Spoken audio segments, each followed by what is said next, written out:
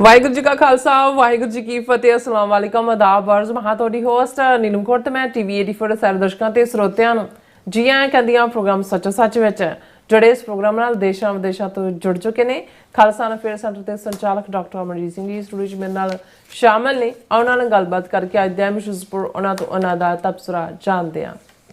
ਜੀ ਡਾਕਟਰ ਸਾਹਿਬ ਵਾਹਿਗੁਰੂ ਜੀ ਕਾ ਖਾਲਸਾ ਵਾਹਿਗੁਰੂ ਜੀ ਕੀ ਫਤਿਹ।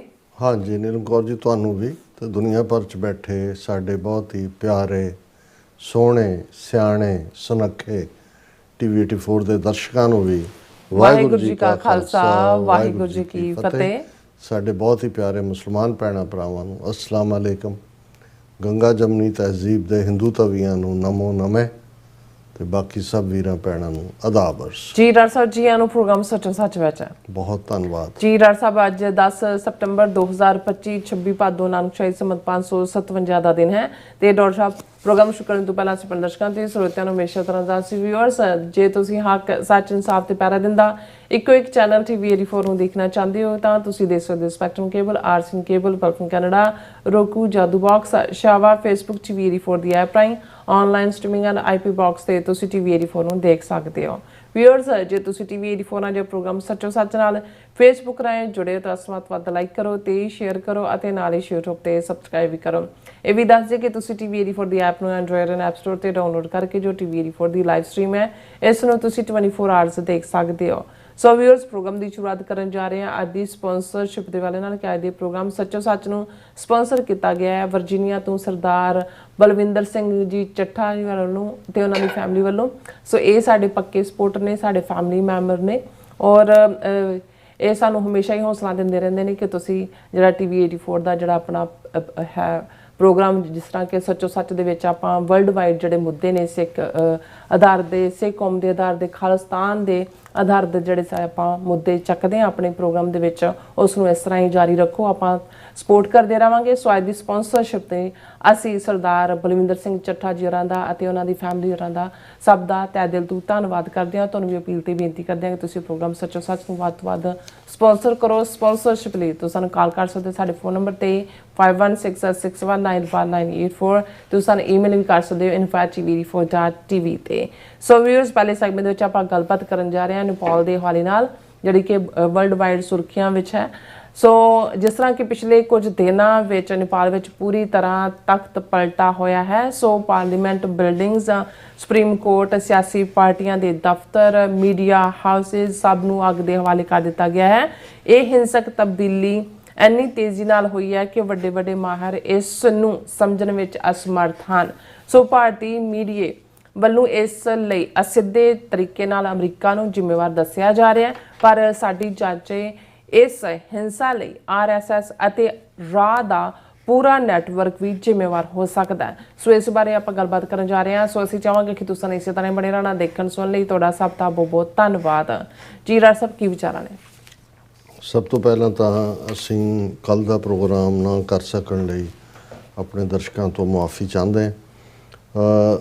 ਸਰ ਬਲਵਿੰਦਰ ਸਿੰਘ ਚੱਠਾ ਉਹਨਾਂ ਦੇ ਪਰਿਵਾਰ ਦੀ ਦੇਣ ਮੇਰੇ ਲਈ ਜਿਹੜੇ ਕੁਛ ਰਿਸ਼ਤੇ ਇਮੋਸ਼ਨਲ ਵੀ ਨੇ ਔਰ ਕੌਮੀ ਵੀ ਨੇ ਔਰ ਇਮੋਸ਼ਨਲ ਇਸ ਲਈ ਕਿ ਕੌਮੀ ਰਿਸ਼ਤਿਆਂ 'ਚੋਂ ਹੀ ਨਿਕਲੇ ਹੋਏ ਇਮੋਸ਼ਨਲ ਰਿਸ਼ਤੇ ਨੇ ਔਰ ਜਿਨ੍ਹਾਂ ਦੇ ਉੱਤੇ ਤੁਸੀਂ ਕਾਊਂਟ ਕਰ ਸਕਦੇ ਹੋ ਕਿਸੇ ਵੀ ਦੁੱਖ ਸੁੱਖ ਦੀ ਘੜੀ। ਔਰ ਵਾਸ਼ਿੰਗਟਨ DC ਜਿਹੜਾ ਸਾਡਾ ਪੇਕਾ ਹੈ ਉਸ ਦੇ ਵਿੱਚ ਦੋਨੋਂ ਹੀ ਪ੍ਰੋਮੀਨੈਂਟ ਸ਼ਖਸੀਅਤਾਂ ਭਾਈ ਸਾਹਿਬ ਭਾਈ ਨਰਿੰਦਰ ਸਿੰਘ ਭਾਈ ਬਲਵਿੰਦਰ ਸਿੰਘ ਚੱਠਾ ਔਰ ਉਹਨਾਂ ਦੀਆਂ ਐਕਸਟੈਂਡਡ ਫੈਮਲੀਜ਼ ਜਦੋਂ ਅਸੀਂ ਉਹਨਾਂ ਦਾ ਨਾਂ ਲੈਂਦੇ ਆ ਇਹਨਾਂ ਦੇ ਭਰਾ ਉਹਨਾਂ ਦੇ ਅੱਗੋਂ ਬੱਚੇ ਔਰ ਜਿਸ ਅੰਦਾਜ਼ ਦੇ ਵਿੱਚ ਇਹਨਾਂ ਨੇ ਪਿਛਲੇ ਕਿਉਂਕਿ ਦੇਖੋ ਇਹ ਠੀਕ ਹੈ ਵੀ ਜਦੋਂ ਵੀ ਕੋਈ ਕਿਸੇ ਰਸਤੇ 'ਤੇ ਤੁਰਦਾ ਹੈ ਉਹਦੀ ਮੰਜ਼ਿਲ ਕਿੱਥੇ ਹੈ ਕਦੋਂ ਹਾਸਲ ਹੋਣੀ ਹੈ ਪਰ ਸਚਿਆਰਤਾ ਨਾਲ ਪੀਡੇ ਪੈਰੀਂ ਪੱਕੇ ਪੈਰੀਂ ਸੱਚੇ ਕਦਮਾਂ ਨਾਲ ਸੁੱਚੇ ਕਦਮਾਂ ਨਾਲ ਤੁਰੇ ਰਹਿਣਾ ਇਹ ਵੀ ਗੁਰੂ ਦੀ ਰਹਿਮਤ ਨਾਲ ਹੀ ਸੰਭਵ ਹੁੰਦਾ ਹੈ। ਨਹੀਂ ਤਾਂ ਇਹਨਾਂ 4 ਦਹਾਕਿਆਂ ਦੇ ਸਫ਼ਰ ਦੇ ਵਿੱਚ ਅਸੀਂ ਉਹ ਵੀ ਦੇਖੇ ਜਿਨ੍ਹਾਂ ਦੇ ਸਾਥੀ ਸੱਜੇ ਖੱਬੇ ਵਾਲੇ ਸਿੰਘ ਸ਼ਹੀਦ ਹੋਏ ਸੀ ਜਿਨ੍ਹਾਂ ਨੇ ਉਹਨਾਂ ਦੇ ਡੁੱਲੇ ਖੂਨ ਦੇ ਉੱਤੇ ਜਿਹੜਾ ਉਹ ਆਪਣੀਆਂ ਸਿਆਸੀ ਰੋਟੀਆਂ ਵੀ ਸੇਕ ਰਹੇ ਨੇ ਆਰਥਿਕ ਤੌਰ ਦੇ ਉੱਤੇ ਵੀ ਆਪਣੇ ਆਪ ਨੂੰ ਜਿਹੜਾ ਉਹ ਅੱਗੇ ਲਗੇ ਔਰ ਫਿਰ ਸਾਰੇ ਕਾਜ਼ ਨਾਲੋਂ ਆਪਣੇ ਆਪ ਨੂੰ ਤੋੜਿਆ। ਪਰ ਦੂਸਰੇ ਪਾਸੇ ਉਹ ਵੀ ਨੇ ਜਿਹੜੇ ਹਰ ਹਾਲਤ ਦੇ ਵਿੱਚ ਕਿਸੇ ਕਿਸਮ ਦੀ ਵੀ ਸੇਵਾ, ਇਕੱਲੀ ਆਰਥਿਕ ਤੌਰ ਤੇ ਨਹੀਂ, ਹੱਥੀਂ ਸੇਵਾ। ਔਰ ਇਹ ਖਾਲਿਸਤਾਨ ਰੈਫਰੈਂਡਮ ਜਿਹਦੀਆਂ ਵੋਟਾਂ 17 ਅਗਸਤ ਨੂੰ ਵਾਸ਼ਿੰਗਟਨ DC 'ਚ ਪਈਆਂ, ਸਰ ਬਲਵਿੰਦਰ ਸਿੰਘ ਚੱਠਾ ਔਰ ਉਹਨਾਂ ਦਾ ਸਮੁੱਚਾ ਪਰਿਵਾਰ, ਭਰਾ, ਭਤੀਜੇ, ਭਣੇਵੇਂ, 3 ਮਹੀਨੇ ਉਹਨਾਂ ਨੇ ਲਗਾਤਾਰ, ਕੋਈ ਐਸਾ ਗੁਰਦੁਆਰਾ ਸਾਹਿਬ ਨਹੀਂ ਜਿੱਥੇ ਜਾ ਕੇ ਪੋਸਟਰ ਨਾ ਲਾਏ ਹੋਣ, ਹਾਈਵੇਜ਼ ਦੇ ਉੱਤੇ। ਦੂਸਰਾ, ਸੋ ਉਹਨਾਂ ਨੂੰ 3 ਮਹੀਨੇ, ਔਰ ਐਤਕੀ ਜਦੋਂ ਅਸੀਂ ਪਿਛਲੇ ਹਫਤੇ ਵਿਜ਼ਿਟ ਵੀ ਕੀਤਾ, ਉਹਨਾਂ ਦੀ ਗੈਰਾਜ ਦੇ ਵਿੱਚ ਆਲਮੋਸਟ ਅੱਧੀ ਗੈਰਾਜ ਭਰੀ ਹੋਈ ਹੈ, ਜਿਹਦੇ 'ਚ ਉਹਨਾਂ ਨੇ ਵੱਡੇ ਸਾਈਜ਼ ਦੇ ਪੋਸਟਰ ਔਰ ਦੂਸਰਾ ਜਿਹੜਾ ਹੈ ਬਹੁਤ ਸਾਰਾ ਮਟੀਰੀਅਲ ਉਹ ਵੀ ਉਹਨਾਂ ਨੇ ਡਿਸਟ੍ਰੀਬਿਊਟ ਕੀਤਾ। ਸੋ ਇਹ ਇੱਕ ਇਵੈਂਟ ਹੈ ਉਹਨਾਂ ਦੇ ਲਈ। ਕੋਈ ਵੀ ਇਵੈਂਟ, ਜਿੰਨੇ ਪ੍ਰੋਟੈਸਟ ਹੁੰਦੇ ਨੇ ਵਾਸ਼ਿੰਗਟਨ DC ਇੰਡੀਅਨ ਐਮਬੈਸੀ ਦੇ ਬਾਹਰ, ਔਰ ਆਏ ਗਏ ਦੀ ਸਾਂਭ ਸੰਭਾਲ, ਜੇ ਉੱਥੇ ਹਜ਼ਾਰਾਂ ਲੋਕ ਆਏ, ਲੰਗਰਾਂ ਦੀ ਸੇਵਾ, ਜਿੱਥੇ ਗੁਰਦੁਆਰਾ ਕਮੇਟੀ ਗੁਰਦੁਆਰਾ ਸਿੰਘ ਸਭਾ ਹੱਬ ਸੀ, ਸੈਂਟਰਲ ਹੱਬ, ਔਰ ਦੂਸਰੇ ਵੀਰਾਂ ਨੇ ਜਿਹੜਾ ਹੈ ਉਹ ਬਹੁਤ ਸਾਰੀ ਮਦਦ ਕੀਤੀ। ਸਿੱਖ ਗੁਰਦੁਆਰਾ ਮਨੈਸਸ ਵੀ ਇਸ ਦੇ ਵਿੱਚ ਇਨਵੋਲਵ ਸੀ, ਬਾਕੀ ਵੀ। ਲੇਕਿਨ ਜਦੋਂ ਸੈਂਟਰਲ ਹੱਬ ਉਦੋਂ ਹੀ ਬਣਦੀ ਹੈ ਜਦੋਂ ਕੋਈ ਦਾਅਵੇਦਾਰ ਹੁੰਦੇ ਨੇ ਜਾਂ ਕੋਈ ਅੱਡੀ ਕੱਢ ਕੇ ਖਲੋ ਜਾਂਦੇ ਨੇ ਕਿ ਨਹੀਂ ਨਹੀਂ ਇਹ ਅਸੀਂ ਕੰਮ ਕਰਨਾ ਹੀ ਕਰਨਾ। ਸੋ ਇਸ ਮਾਮਲੇ 'ਚ ਸਰ ਬਲਵਿੰਦਰ ਸਿੰਘ ਚੱਠਾ, ਭਾਈ ਨਰਿੰਦਰ ਸਿੰਘ, ਸਰਦਾਰ ਜਿਹੜੇ ਦਵਿੰਦਰ ਸਿੰਘ ਦਿਓ ਔਰ ਉਹਨਾਂ ਦੀ ਸਮੁੱਚੀ ਟੀਮ, ਤੇਜਪਾਲ ਸਿੰਘ, ਪਵਨਦੀਪ ਸਿੰਘ, ਇਹ ਸਾਰੇ ਜਿਨ੍ਹਾਂ ਦਾ ਮੈਂ ਜ਼ਿਕਰ ਕਰਦਾ, ਕਈਆਂ ਦਾ ਨਾਮ ਮੇਰੇ ਤੋਂ ਰਹਿ ਵੀ ਜਾਂਦੇ ਨੇ, ਪਰ ਇਹ ਉਹ ਕਲੋਜ਼ ਸਾਰਾ ਪਾਰਟ ਹੈ ਜਿਨ੍ਹਾਂ ਦੀ ਬਦੌਲਤ ਸਫਲਤਾ ਦੇ ਨਾਲ ਹਜ਼ਾਰਾਂ ਲੋਕ ਆਏ। ਉਹਨਾਂ ਦੇ ਲਈ ਹਰ ਕਿਸਮ ਦਾ ਪ੍ਰਬੰਧ ਸੀ ਔਰ ਜਿਸ ਅੰਦਾਜ਼ ਦੇ ਵਿੱਚ ਉਹਨਾਂ ਨੇ ਸੇਵਾ ਨਿਭਾਈ। ਔਰ TV 84 ਤਾਂ ਜੇ ਡਾਕਟਰ ਰਣਜੀਤ ਸਿੰਘ ਉਹਨਾਂ ਦਾ ਬ੍ਰੇਨ ਚਾਈਲਡ ਹੈ ਜਾਂ ਉਹਨਾਂ ਦਾ ਇਨਫੈਕਟ ਮੁਤਬੰਨਾ ਬੱਚਾ ਹੈ, ਤੇ ਇਸ ਦੇ ਲਈ ਸਰ ਬਲਵਿੰਦਰ ਸਿੰਘ ਚੱਠਾ ਔਰ ਸਾਡੀ ਵਾਸ਼ਿੰਗਟਨ ਦੀ ਟੀਮ ਨੇ ਪਹਿਲੇ ਦਿਨ ਤੋਂ ਹੀ ਉਸ ਬਾਗਬਾਨ ਵਾਂਗ ਸੇਵਾ ਕੀਤੀ ਹੈ, ਜਿਹੜੇ ਧਿਆਨ ਰੱਖਦੇ ਨੇ ਕਿ ਵੀ ਪ੍ਰੋਪਰ ਪਾਣੀ ਇਸ ਨੂੰ ਮਿਲ ਰਿਹਾ ਹੈ, ਇਸ ਨੂੰ ਖਾਦ ਮਿਲ ਰਹੀ ਹੈ, ਇਸ ਨੂੰ ਕੀ। ਔਰ ਜਦੋਂ ਅੱਜ ਗੱਲ ਵੀ ਹੋਈ ਉਹਨਾਂ ਦੇ ਨਾਲ, ਮੈਂ ਕਿਹਾ ਸੁਨੇਹਾ, ਉਹਨਾਂ ਨੇ ਕਿਹਾ ਜੀ ਇੱਕੋ ਹੀ ਸੁਨੇਹਾ ਕੌਮ ਨੂੰ ਦਿਓ ਕਿ ਹਾਲ ਦੇ ਹੜ੍ਹਾਂ 'ਚ ਵੀ ਦੇਖ ਲਿਆ ਵੀ ਅਸੀਂ ਇੱਕ ਦੂਜੇ ਦੇ ਲਈ ਹੈ, ਅਸੀਂ ਆਪਣੇ ਨਾਲ ਖੜਨਾ। ਹਕੂਮਤ, ਦਿੱਲੀ ਤਖਤ ਅੱਡ ਤਰੀਕਿਆਂ ਦੇ ਨਾਲ ਜਿਹੜਾ ਉਹਨਾਂ ਨੇ ਸਿੱਖ ਕੌਮ ਦੀ ਨਸਲਕੁਸ਼ੀ ਦੇ ਏਜੰਡੇ ਨੂੰ ਅੱਗੇ ਵਧਾਇਆ ਹੋਇਆ, ਇਹ ਲੇਟੈਸਟ ਸਾਡੇ ਸਾਹਮਣੇ ਹੈ। ਤੇ ਇਫ ਐਂਡ ਬਟ ਛੱਡੀਏ, ਬਾਕੀ ਛੋਟੀਆਂ ਗੱਲਾਂ ਤੋਂ ਲਾਂਭੇ ਹੋਈਏ, ਬਾਕੀ ਧਾਰਮਿਕ ਤੇ ਦੂਸਰੇ ਮੁੱਦਿਆਂ ਦੇ ਉੱਤੇ ਜਿਹੜੀਆਂ ਡਿਬੇਟਸ ਨੇ ਉਹਨਾਂ ਨੂੰ ਹਾਲ ਦੀ ਘੜੀ ਬੈਕ ਬਰਨਰ ਤੇ ਰੱਖੀਏ ਤੇ ਇੱਕੋ ਗੱਲ ਦੇ ਉੱਤੇ ਫੋਕਸ ਕਰੀਏ ਕਿ ਕਿਸ ਉਦਮ ਤੇ ਰਾਜ ਮਿਲੇ, ਸ਼ਤਰੂ ਤੇ ਸਭ ਹੋਵੇ ਮੀਤਾ। ਵੀ ਅਸੀਂ ਖਾਲਿਸਤਾਨ ਦੇ ਉੱਤੇ ਫੋਕਸ ਕਰੀਏ ਔਰ ਜਿਹੜਾ ਵੀ ਜਿੱਥੇ ਵੀ ਜੋ ਕੰਮ ਕਰਦਾ, ਇੱਕ ਦੂਜੇ ਨੂੰ ਭੰਨੀਏ ਨਾ, ਭੰਡੀਏ ਨਾ, ਇੱਕ ਦੂਸਰੇ ਦੇ ਕੰਮ ਨੂੰ ਜਿਹੜਾ ਹੈ ਉਹ ਨੈਗੇਟ ਕਰਨ ਦੀ ਕੋਸ਼ਿਸ਼ ਨਾ ਕਰੀਏ। ਔਰ ਸ਼ਾਇਦ ਇਹੀ ਕਈ ਵਾਰ ਜਦੋਂ ਜਿਹੜੇ ਬਹੁਤ ਪੋਜ਼ਿਟਿਵ ਅੰਦਾਜ਼ ਦੇ ਵਿੱਚ ਕੰਮ ਕਰਨ ਵਾਲੇ ਹੁੰਦੇ ਨੇ, ਉਹਨਾਂ ਨੂੰ ਕਈ ਚਲਾਕ ਇਹ ਵੀ ਸਮਝਦੇ ਨੇ ਜੀ ਕਿ ਅਸੀਂ ਵਰਤ ਲਿਆ। ਔਰ ਸਰ ਬਲਵਿੰਦਰ ਸਿੰਘ ਚੱਠਾ ਬੜੇ ਹੰਬਲ ਸੁਭਾਅ ਦੇ ਨੇ, ਕਿਸੇ ਨੂੰ ਨਾ ਕਹਿਣਾ ਉਹਨਾਂ ਲਈ ਔਖਾ ਹੁੰਦਾ। ਔਰ ਕਈ ਵਾਰੀ ਇਸ ਨੇਚਰ ਦੇ ਜਿਹੜੇ ਇਨਸਾਨ ਹੁੰਦੇ ਨੇ ਉਹ ਗਲੀਬਲ ਵੀ ਹੁੰਦੇ ਨੇ। ਉਹ ਕਈ ਵਾਰ ਇਹ ਨਹੀਂ ਹੁੰਦਾ ਵੀ ਉਹਨਾਂ ਨੂੰ ਪਤਾ ਨਹੀਂ ਹੁੰਦਾ ਵੀ ਹੋ ਕੀ ਰਿਹਾ, ਜਾਂ ਕੋਈ ਇਹ ਕਹੇ ਜੀ ਕਿ ਉਹ ਫਰਮ ਸਟੈਂਡ ਲੈ ਕੇ ਨੋ ਨਹੀਂ ਕਹਿੰਦੇ, ਪਤਾ ਹੁੰਦਾ। ਪਰ ਕਿਉਂਕਿ ਉਹਨਾਂ ਦੇ ਸਾਹਮਣੇ ਵੱਡਾ ਆਸ਼ਾ ਹੁੰਦਾ ਕਿ ਭਾਈ ਅਸੀਂ ਕੌਮੀ ਘਰ ਖਾਲਿਸਤਾਨ ਦੇ ਲਈ ਹੈ, ਉਹ ਕਈ ਵਾਰ ਜਿਹਨੂੰ ਤੁਸੀਂ ਦੇਖ ਕੇ ਐਡਿਟ ਕਰਨਾ, ਇਹ ਬਹੁਤ ਵੱਡਾਪਨ ਹੁੰਦਾ। ਔਰ ਇਸ ਗੁਣ ਦੇ ਵੀ ਉਹ ਮਾਲਕ ਨੇ। ਔਰ ਅਸੀਂ ਅਰਦਾਸ ਕਰ ਸਕਦੇ ਹਾਂ, ਹੋਰ ਤਾਂ ਫਕੀਰਾਂ ਕੋਲ ਦੇਣ ਲਈ ਕੀ ਹੁੰਦਾ ਹੈ ਨਾ। ਭਾਈ ਵੀਰ ਸਿੰਘ ਇੱਕ ਤਾਂ ਕਹਿੰਦੇ ਨੇ ਵੀ ਤੈਨੂੰ ਰੱਬ ਨਾ ਭੁੱਲੇ, ਇਹ ਦੁਆ ਫਕੀਰਾਂ ਦੀ। ਫਕੀਰ ਤਾਂ ਇਹੀ ਅਰਦਾਸ ਕਰ ਸਕਦੇ ਨੇ ਕਿ ਮਹਾਰਾਜ ਇਵੇਂ ਹੀ ਜਿਹੜਾ ਹੈ ਕੌਮੀ ਪਿਆਰ ਬਣਾਈ ਰੱਖੇ ਔਰ ਇਸ ਤਰ੍ਹਾਂ ਹੀ ਅਖੀਰਲੇ ਸਾਹ ਤੱਕ ਜਿਹੜੇ ਸਾਰੇ ਸਾਥੀ ਸਹਿਯੋਗੀ ਨੇ ਉਹ ਆਪਣੀ ਪ੍ਰੀਤ ਜਿਹੜੀ ਗੁਰੂ ਨਾਲ ਹੈ, ਗੁਰੂ ਪੰਥ ਨਾਲ ਹੈ, ਖਾਲਿਸਤਾਨ ਦੇ ਕਾਜ਼ ਨਾਲ ਹੈ, ਉਸ ਨੂੰ ਨਿਭਾ ਸਕਣ। ਤਬਦੀਲੀ ਜਦੋਂ ਅਸੀਂ ਇੱਕ ਪਾਸੇ ਇਹ ਕਹਿੰਦੇ ਹਾਂ ਕਿ ਪੋਸਟ ਸੈਕੰਡ ਵਰਲਡ ਵਾਰ ਜਿਹੜਾ ਦੁਨੀਆ ਦਾ ਢਾਂਚਾ ਬਣਿਆ ਪੋਲੀਟੀਕਲੀ, ਇਕਨੋਮਿਕਲੀ ਜ਼ਾਹਰ ਹੈ ਯੂਨਾਈਟਿਡ ਨੇਸ਼ਨਸ, ਸੋਵਰਨ ਮੁਲਕ, ਇਕਨੋਮਿਕਲੀ ਜ਼ਾਹਰ ਹੈ world bank, IMF, dollar as a ideal currency, sovereignty, colonial rule ਚੋਂ ਜਿਹੜੀਆਂ ਰਿਆਸਤਾਂ ਆਜ਼ਾਦ ਹੋਈਆਂ ਉਹਨਾਂ ਨੂੰ ਐਜ਼ ਏ ਇੰਡੀਪੈਂਡੈਂਟ ਕੰਟਰੀ ਮੰਨ ਕੇ ਉਹਨਾਂ ਦੀ ਸੋਵਰਨਿਟੀ ਨੂੰ ਆਨਰ ਕਰਨਾ, ਜਿਸ ਚੋਂ UN ਚਾਰਟਰ ਹਿਊਮਨ ਰਾਈਟਸ ਨਿਕਲਿਆ, ਜਿਸ ਚੋਂ ਜਨੀਵਾ ਪ੍ਰੋਟੋਕੋਲ ਨਿਕਲੇ, ਜਿਸ ਚੋਂ ਵਿਆਨਾ ਕਨਵੈਨਸ਼ਨਸ ਨਿਕਲੀਆਂ। ਔਰ ਹੁਣ ਜਦੋਂ ਅਸੀਂ ਦੇਖਦੇ ਹਾਂ, ਵੈਸੇ ਤਾਂ ਪੋਸਟ 9/11 ਹੀ ਇਹ ਟ੍ਰੈਂਡ ਸ਼ੁਰੂ ਹੋ ਗਿਆ ਸੀ ਕਿ ਭਾਈ ਜਦੋਂ ਇਹ ਸਾਰਾ ਪਾਰਟ ਹੋਇਆ ਕਿ ਅਮਰੀਕਾ ਨੇ ਬੇਸ਼ੱਕ UN ਸਿਕਿਉਰਿਟੀ ਕੌਂਸਲ ਦੀ ਅਪਰੂਵਲ ਦੇ ਨਾਲ ਹੀ ਪਹਿਲਾ ਆਪਰੇਸ਼ਨ ਅਫਗਾਨਿਸਤਾਨ ਦੇ ਵਿੱਚ ਕੀਤਾ, ਔਰ ਜ਼ਾਹਰ ਹੈ ਕਿ ਵੀ ਅਫਗਾਨਿਸਤਾਨ ਦੀ ਸੋਵਰਨਿਟੀ ਜਾਂ ਦੂਸਰੀ ਉਸ ਨੂੰ ਤਾਂ ਵਾਇਲੇਟ ਕੀਤਾ ਹੈ, ਪਰ ਟੈਰਰਿਜ਼ਮ ਦਾ ਸਹਾਰਾ ਲੈ ਕੇ ਉਹ ਵੀ ਕਿਸੇ ਹੱਦ ਤੱਕ ਲੱਗਦਾ ਸੀ ਕਿ ਵੀ ਇੱਕ ਐਕਸੈਪਸ਼ਨ ਹੈ, ਕਿਉਂਕਿ ਜ਼ਾਹਰ ਹੈ ਅਮਰੀਕਾ ਦੇ ਵਿੱਚ 3000 ਤੋਂ ਜ਼ਿਆਦਾ ਬੇਗੁਨਾਹ ਲੋਕ ਵਰਲਡ ਟ੍ਰੇਡ ਸੈਂਟਰ, ਪੈਂਟਾਗਨ ਔਰ ਦੂਸਰੀ ਥਾਵਾਂ ਦੇ ਉੱਤੇ ਮਾਰੇ ਗਏ। ਲੇਕਿਨ ਫਿਰ 2003 ਦੇ ਵਿੱਚ ਜਦੋਂ ਜੂਨੀਅਰ ਪ੍ਰੈਜ਼ੀਡੈਂਟ ਬੁਸ਼ ਨੇ ਇਰਾਕ ਨੂੰ ਨਿਸ਼ਾਨੇ ਤੇ ਲਿਆ, ਔਰ ਉਹਦੇ ਲਈ ਜਿਹੜਾ ਨੈਰੇਟਿਵ ਘੜਿਆ ਗਿਆ, ਜਿਹੜਾ ਫਾਲਸ ਸੀ, ਉਦੋਂ ਵੀ ਫਾਲਸ ਸੀ, ਹੁਣ ਵੀ ਫਾਲਸ ਹੈ, ਉਹ ਸੀ ਕਿ ਇਰਾਕ ਦੇ ਕੋਲ ਵੈਪਨਸ ਆਫ ਮਾਸ ਡਿਸਟਰਕਸ਼ਨ ਨੇ, ਕੈਮੀਕਲ ਵੈਪਨ, ਜਿਹੜੇ ਜ਼ਾਹਰ ਹੈ ਨਹੀਂ ਹੈ, ਜੇ ਉਹਨਾਂ ਦੇ ਕੋਲ ਹੁੰਦੇ ਤਾਂ ਫਿਰ ਹਮਲਾ ਵੀ ਨਹੀਂ ਸੀ ਹੋਣਾ ਜੀ। ਲੇਕਿਨ ਇਹ ਇੱਕ, ਔਰ ਇਸ ਨੂੰ ਕਿਹਾ ਗਿਆ ਪ੍ਰੀਐਂਪਟ ਕਰਨਾ, ਔਰ ਇਹਦੇ 'ਚ UN ਸਿਕਿਉਰਿਟੀ ਕੌਂਸਲ ਦੀ ਅਪਰੂਵਲ ਵੀ ਨਹੀਂ ਸੀ, ਈਵਨ ਫਰਾਂਸ ਨੇ ਇਹਦੀ ਖੁੱਲ੍ਹ ਕੇ ਵਿਰੋਧਤਾ ਕੀਤੀ ਸੀ, ਪਰ ਇਹ ਕਿਹਾ ਗਿਆ ਕਿ ਵੀ ਇਹ ਅਸੀਂ ਪ੍ਰੀਐਂਪਟ ਸਟ੍ਰਾਈਕ ਕੀਤਾ, ਜੇ ਅਸੀਂ ਇਹ ਨਾ ਕਰਦੇ ਤਾਂ ਇਹ ਵੈਪਨਸ ਆਫ ਮਾਸ ਡਿਸਟਰਕਸ਼ਨ ਤੋਂ general Powell secretary of state ਸਨ ਅਮਰੀਕਾ ਦੇ, ਉਹਨਾਂ ਤੋਂ ਵੀ ਪਾਇਆ ਗਿਆ ਕਿ ਵੀ ਇਹ ਉਹਨਾਂ ਦੇ ਕੋਲ ਨੇ ਸਾਡੇ। ਹੁਣ ਉਹ ਸਾਰੇ ਸਬੂਤ ਸਾਹਮਣੇ ਨੇ ਕਿ ਉਹ ਇੱਕ ਆਪਣਾ ਏਜੰਡਾ ਸੀ, ਪਰ ਉਸ ਨੇ ਕਾਫੀ ਜਿਹੜਾ ਇੱਕ ਸੋਵਰਨ ਮੁਲਕ ਦੇ ਉੱਤੇ ਕੋਈ ਵੀ ਦੂਸਰਾ ਮੁਲਕ ਜਿਹੜਾ ਵਾਰ ਡਿਕਲੇਅਰ ਕਰ ਸਕਦਾ ਹੈ, ਇਸ ਦਾ ਰਾਹ ਬਿਲਕੁਲ ਪੱਧਰਾ ਕਰ ਦਿੱਤਾ ਕਿ ਵਨ ਸਾਈਡਡ ਇਹ ਪਾਰਟ ਹੋ ਸਕਦਾ ਹੈ।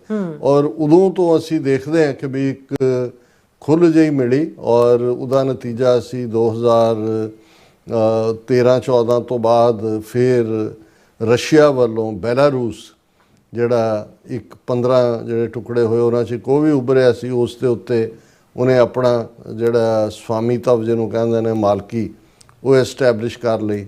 ਫਿਰ ਉਹੀ ਰੂਸ ਨੇ ਬੇਰੋਕ ਟੋਕ 3 ਸਾਲ ਪਹਿਲਾਂ ਯੂਕਰੇਨ ਦੇ ਉੱਤੇ ਹਮਲਾ ਕਰਕੇ ਉਹਦੀ ਸੋਵਰਨਿਟੀ, ਅੱਜ 20% ਟੈਰੀਟਰੀ ਯੂਕਰੇਨ ਦੀ ਉਹਨੇ ਸਾਂਭੀ ਹੋਈ ਹੈ।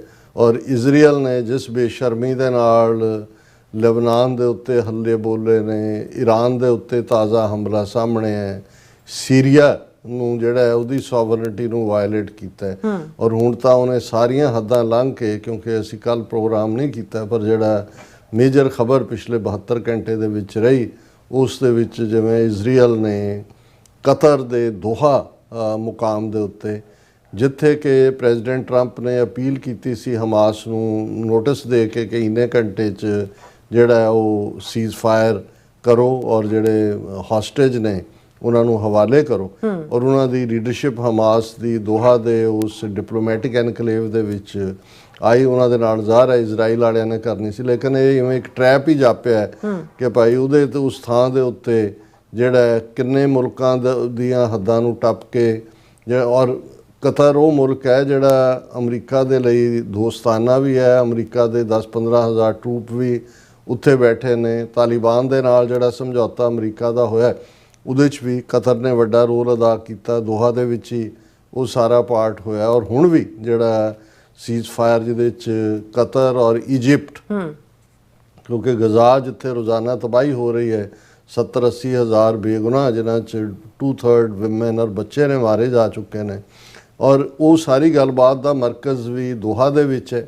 ਔਰ ਹਮਾਸ ਦੀ ਲੀਡਰਸ਼ਿਪ ਦੇ ਨਾਲ ਗੱਲਬਾਤ ਤੋਂ ਜਿਹੜਾ ਵੀ ਟਾਈਮ ਸੀ ਉਹ ਆਇਆ, ਔਰ ਇਜ਼ਰਾਈਲ ਨੇ ਹਮਲਾ ਕਰਕੇ ਕਿੰਨੇ ਮਾਰੇ ਨੇ, ਕੌਣ ਮਰਿਆ ਇਹਦੇ ਬਾਰੇ, ਕਿਉਂਕਿ ਹਮਾਸ ਨੇ ਦਾਅਵਾ ਕੀਤਾ ਕਿ ਵੀ ਉਹਨਾਂ ਦੇ ਦਾ ਟੌਪ ਲੀਡਰ ਬਚ ਗਿਆ, ਉਹਦਾ ਲੜਕਾ ਮਾਰਿਆ ਗਿਆ, ਪਰ ਜੇ ਇਸ ਲੈਵਲ ਦੇ ਉੱਤੇ ਪ੍ਰੀਸਾਈਜ਼ ਉਹਨਾਂ ਨੇ ਕੀਤਾ, ਨੁਕਸਾਨ ਤਾਂ ਉਹਨਾਂ ਦਾ ਕੀਤਾ। ਔਰ ਈਵਨ ਕਤਰ ਦੇ ਵੀ ਜਿਹੜੇ ਕੁਝ ਸਿਕਿਉਰਿਟੀ ਦੇ ਨਾਲ ਜਾਂ ਹਾਈ ਲੈਵਲ ਬੰਦੇ ਨੇ ਉਹਦੇ 'ਚ ਮਾਰੇ ਗਏ ਹੋਣਗੇ, ਕਿਉਂਕਿ ਜਿਵੇਂ ਬਿਲਡਿੰਗ ਨੂੰ ਟਾਰਗੇਟ ਕੀਤਾ ਗਿਆ। ਸੋ ਇਸ ਦਾ ਮਤਲਬ ਤਾਂ ਇਹ ਹੈ ਕਿ ਹੁਣ ਜਿਹੜੀ ਖੇਡ ਚੱਲੀ ਹੋਈ ਹੈ ਫ੍ਰੀ ਫॉर ਆਲ ਹੈ। ਔਰ ਈਵਨ ਇਸ ਤੋਂ ਪਹਿਲਾਂ ਅਸੀਂ ਦੇਖਦੇ ਹਾਂ ਕਿ ਪਹਿਲਗਾਮ ਫਾਲਸ ਫਲੈਗ ਆਪਰੇਸ਼ਨ ਦਾ ਬਹਾਨਾ ਕਰਕੇ ਜਿਹੜਾ ਹੈ ਉਹ ਇੰਡੀਆ ਨੇ ਪਾਕਿਸਤਾਨ ਦੀ ਸੋਵਰਨਟੀ ਵਾਇਲੇਟ ਕੀਤੀ, ਜਿਹਦੇ 'ਚ ਮਿਜ਼ਾਈਲ ਅਟੈਕ, ਡਰੋਨ ਅਟੈਕ। ਹਾਲਾਂ ਪਾਕਿਸਤਾਨ ਨੇ ਜਵਾਬੀ ਹਮਲਾ ਦੇ ਕੇ ਦੰਦ ਖੱਟੇ ਕੀਤੇ, ਅਜੇ ਵੀ ਮੂੰਹ ਦੇ ਵਿੱਚ ਉਹਨਾਂ ਦੇ ਦੰਦਾਂ ਦੇ ਥੱਲੇ ਨਿੰਬੂ ਫਸਿਆ ਹੋਇਆ, ਦੰਦ ਇੰਨੇ ਖੱਟੇ ਹੋਏ ਨੇ। ਪਰ ਇਹਦੇ 'ਚ ਕੋਈ ਸ਼ੱਕ ਨਹੀਂ ਹੈ ਕਿ ਇਹ ਬਹਾਨਾ ਇਸਤੇਮਾਲ ਕਰਕੇ ਫਾਲਸ ਫਲੈਗ ਇੰਡੀਆ ਨੇ ਵੀ ਜਿਹੜੀ ਹੈ ਉਹ ਜੰਗ ਦਾ ਐਲਾਨ ਕੀਤਾ ਔਰ ਉਹਨੂੰ ਆਪਰੇਸ਼ਨ ਸੰਦੂਰ ਦਾ ਨਾਂ ਦਿੱਤਾ ਗਿਆ। ਔਰ ਅਜੇ ਤੱਕ ਵੀ ਜਦੋਂ ਇਹ ਕਿਹਾ ਜਾਂਦਾ ਹੈ ਕਿ ਜੀ ਇਹ ਅਜੇ ਅਸੀਂ ਸਸਪੈਂਡ ਕੀਤਾ ਹੈ, ਪੌਜ਼ ਕੀਤਾ ਹੈ, ਔਰ ਜਿਵੇਂ ਅਸੀਂ ਕੱਲ ਪਰਸੋਂ ਡਿਸਕਸ ਕੀਤਾ ਸੀ ਕਿ ਇਹ ਜਿਹੜੇ ਫਲੱਡਿੰਗ ਕੀਤੀ ਗਈ ਹੈ ਇੱਧਰਲੇ ਭਾਰਤੀ ਕਬਜ਼ੇ ਵਾਲੇ ਪੰਜਾਬ ਦੀ ਔਰ ਪਾਕਿਸਤਾਨ ਦੇ ਪੰਜਾਬ 'ਚ ਵੀ, ਪਾਕਿਸਤਾਨ 'ਚ ਤਾਂ ਕੈਜੂਅਲਟੀਜ਼ 1000 ਦੇ ਕਰੀਬ ਫਲੱਡਸ ਦੇ ਵਿੱਚ ਹੋਈਆਂ, ਉਹ ਪਾਰਟ 2 ਹੀ ਹੈ ਇਹਨਾਂ ਦੇ ਸੋ ਕਾਲਡ ਆਪਰੇਸ਼ਨ ਸੰਦੂਰ ਦਾ।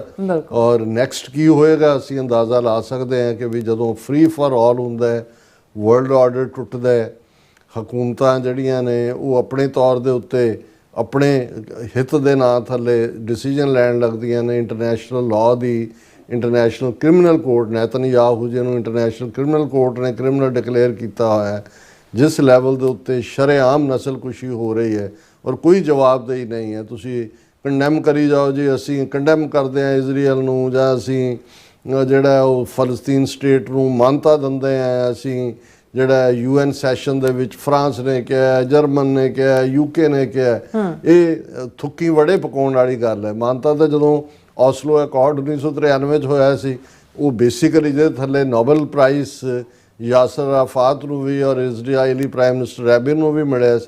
ਕੀ ਬਣਿਆ ਔਸਲੋ ਅਕੋਰਡ ਦਾ? ਉਦੋਂ ਹੀ ਇੰਟਰਨੈਸ਼ਨਲ ਕਮਿਟਮੈਂਟ ਸੀ, ਅਮਰੀਕਾ ਉਹਦਾ ਜਾਮਨ ਸੀ ਕਿ ਵੀ 2 ਨੇਸ਼ਨ ਜਿਹੜਾ ਕਾਨਸੈਪਟ ਹੈ। ਹੁਣ 1993 ਤੋਂ ਲੈ ਕੇ ਤੁਸੀਂ ਦੇਖ ਲਓ 32 ਸਾਲ ਤੋਂ ਉਹਨਾਂ ਦੀ ਪਹਿਲਾਂ ਵੈਸਟ ਬੈਂਕ 'ਚ ਨਸਲਕੁਸ਼ੀ ਹੁੰਦੀ ਰਹੀ, ਹੁਣ ਸ਼ਰੇਆਮ ਹੋ ਰਹੀ ਹੈ। ਸੋ ਜਦੋਂ ਇਹ ਸਾਰਾ ਪਾਰਟ ਚੱਲ ਰਿਹਾ ਹੈ ਇੰਟਰਨੈਸ਼ਨਲੀ, ਇਹ ਡਿਵੈਲਪਮੈਂਟ ਯੂਕਰੇਨ ਦਾ ਜੇ ਦੇਖੀਏ ਤੇ ਰਸ਼ੀਆ ਨੇ ਬਿਲਕੁਲ ਜਿਹੜਾ ਉਹ 2 ਦਿਨ ਪਹਿਲਾਂ ਕਿੰਨੀਆਂ ਮਿਜ਼ਾਈਲਾਂ, ਕਿੰਨੇ ਜਿਹੜਾ ਉਹ ਡਰੋਨ ਦੇ ਨਾਲ ਅਟੈਕ ਕੀਤਾ ਉਹਨਾਂ ਦੀ ਕੀਵ ਰਾਜਧਾਨੀ ਤੇ। ਹੁਣ ਕੱਲ ਦੀ ਖਬਰ ਸੀ ਕਿ ਈਵਨ ਉਹਨਾਂ ਦੇ ਡਰੋਨ ਪੋਲੈਂਡ ਨੇ, ਹੁਣ ਪੋਲੈਂਡ ਤਾਂ ਯੂਰਪੀਅਨ ਯੂਨੀਅਨ ਔਰ ਨੈਟੋ ਦਾ ਮੈਂਬਰ ਹੈ, ਉਹਦੀ ਟੈਰੀਟਰੀ 'ਚ ਉਹਨਾਂ ਨੇ ਸੁੱਟੇ ਨੇ। ਔਰ ਇਹਦਾ ਮਤਲਬ ਇਹ ਹੈ ਕਿ ਵੀ ਇਹ ਦੋਵੇਂ ਹੀ ਇੱਕ ਪਾਸੇ ਤਾਂ ਮਿਡਲ ਈਸਟ ਵੀ ਔਰ ਇੱਧਰ ਯੂਕਰੇਨ ਵੀ। ਹਾਲਾਂ ਪ੍ਰੈਜ਼ੀਡੈਂਟ ਟਰੰਪ ਨੇ ਜਿਹੜੇ ਯੂਰਪੀਅਨ ਯੂਨੀਅਨ ਵਾਲਿਆਂ ਨੂੰ ਕਿਹਾ ਹੈ ਕਿ ਭਾਈ ਇਹਨਾਂ ਤੇ ਵੀ ਟੈਰਿਫ ਠੋਕੋ 100% ਇੰਡੀਆ ਤੇ ਵੀ ਔਰ ਚਾਈਨਾ ਤੇ ਵੀ, ਜਿਹੜੇ ਉਹਨਾਂ ਦਾ ਕਰੂਡ ਆਇਲ ਬਾਏ ਕਰ ਰਹੇ ਨੇ ਔਰ ਗੱਲਬਾਤ ਨੂੰ ਅੱਗੇ ਤੋਰਨ ਦੀ ਲਾਈਨ ਹੈ। ਪਰ ਰਸ਼ੀਆ ਵੀ ਜਿਹੜਾ ਉਹ ਆਪਣਾ ਦਿਖਾ ਰਿਹਾ ਡਿਫਾਇੰਸ ਕਿ ਵੀ ਮੈਨੂੰ ਤੁਹਾਡੀ ਕੋਈ ਪਰਵਾਹ ਨਹੀਂ। ਤੇ ਇਜ਼ਰਾਈਲ ਨੇ ਉਸ ਲੈਵਲ ਦੇ ਉੱਤੇ ਮੈਂ ਸਮਝਦਾ ਵੀ ਪ੍ਰੈਜ਼ੀਡੈਂਟ ਟਰੰਪ ਦੀ ਪੋਜੀਸ਼ਨ ਨੂੰ, ਹਾਲਾਂ ਪ੍ਰੈਜ਼ੀਡੈਂਟ ਅਮਰੀਕਾ ਨੇ, ਵਾਈਟ ਹਾਊਸ ਨੇ ਬੜੀ ਬੈਲੈਂਸ ਜਿਹੀ ਸਟੇਟਮੈਂਟ ਦੇ ਕੇ ਇਸ ਸਾਰੇ ਜਿਹੜੀ ਕਤਲ ਦੋਹਾ ਦੇ ਵਿੱਚ ਅਟੈਕ ਹੈ ਉਹਦੇ ਤੋਂ ਡਿਸਟੈਂਸ ਕਰਨਾ ਚਾਹਿਆ। ਲੇਕਿਨ ਇਹਦੇ 'ਚ ਕੋਈ ਸ਼ੱਕ ਨਹੀਂ ਹੈ ਕਿ ਇਹ ਅਮਰੀਕਾ ਦੀ ਮਰਜ਼ੀ ਤੋਂ ਬਿਨਾਂ ਇਸ ਕਿਸਮ ਦਾ ਸੰਭਵ ਨਹੀਂ ਹੁੰਦਾ।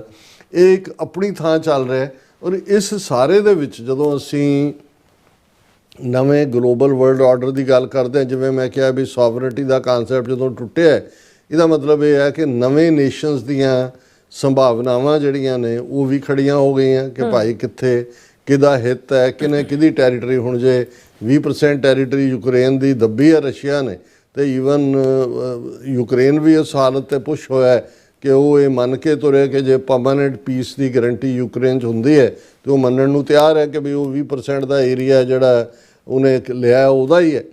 ਇਸੇ ਤਰੀਕੇ ਨਾਲ ਜਿੱਥੇ ਇਹ ਸਭ ਚੱਲ ਰਿਹਾ ਹੈ, ਉੱਥੇ ਭਾਰਤ ਦੇ ਗੁਆਂਢ ਵਿੱਚ ਪਿਛਲੇ 3-4 ਸਾਲ ਦੇ ਵਿੱਚ ਜਿਹੜੀਆਂ ਤਬਦੀਲੀਆਂ ਹੋਈਆਂ, ਉਹਨਾਂ ਦੇ ਉੱਤੇ ਜਿਸ ਲੈਵਲ ਦੇ ਉੱਤੇ ਅੰਡਰਸਟੈਂਡਿੰਗ ਜਾਂ ਕਾਮੈਂਟਰੀ ਹੋਣੀ ਚਾਹੀਦੀ ਹੈ ਉਹ ਹੁੰਦੀ ਨਹੀਂ। ਕਿਉਂਕਿ ਇੱਕ ਤਾਂ ਜਦੋਂ ਇੰਟਰਨੈਸ਼ਨਲ ਲੈਵਲ ਦੇ ਉੱਤੇ ਕੋਈ ਚੀਜ਼ ਡੋਮੀਨੇਟ ਕਰਦੀ ਹੈ, ਉਹ ਇੱਕ ਵੱਖਰੀ ਕਹਾਣੀ ਬਣ ਜਾਂਦੀ ਹੈ। ਹੁਣ ਇਹ ਸਾਰਾ ਪੀਰੀਅਡ ਤਾਂ ਜੇ ਅਸੀਂ ਇਹ ਦੇਖੀਏ ਕਿ ਕਲੋਨੀਅਲਿਜ਼ਮ 18th sanctuary and 19th sanctuary ਜਿਹੜਾ 20ਵੀਂ ਸਦੀ ਦੇ ਅੱਧ ਤੱਕ, ਸੈਕੰਡ ਵਰਲਡ ਵਾਰ ਤੋਂ ਬਾਅਦ ਹੀ ਇਹ ਸਾਰੇ ਟੁੱਟੇ। ਹੁਣ ਭਾਰਤ ਦਾ ਗੁਆਂਢ, ਜਿਸ ਭਾਰਤ ਰੀਜਨ ਨੂੰ ਸਾਊਥ ਏਸ਼ੀਆ ਦਾ ਹਿੱਸਾ ਕਿਹਾ ਜਾਂਦਾ, ਉਸ ਦੇ ਗੁਆਂਢ ਦੇ ਵਿੱਚ ਪਾਕਿਸਤਾਨ ਹੈ, ਬੰਗਲਾਦੇਸ਼ ਹੈ, ਸ੍ਰੀਲੰਕਾ ਹੈ, ਨੇਪਾਲ ਹੈ, ਮਾਲਦੀਵਜ਼ ਹੈ, ਭੂਟਾਨ ਹੈ, ਮਿਆਂਮਾਰ ਹੈ, ਹੁਣ ਅਫਗਾਨਿਸਤਾਨ ਵੀ ਸਾਰਕ ਦੇ ਵਿੱਚ ਹੈ ਪਰ ਉਹ ਸਾਊਥ ਏਸ਼ੀਆ 'ਚ ਨਹੀਂ ਆਉਂਦਾ, ਉਹ ਟੁਵਰਡ ਸੈਂਟਰਲ ਏਸ਼ੀਆ ਵੀ ਚਲਾ ਜਾਂਦਾ।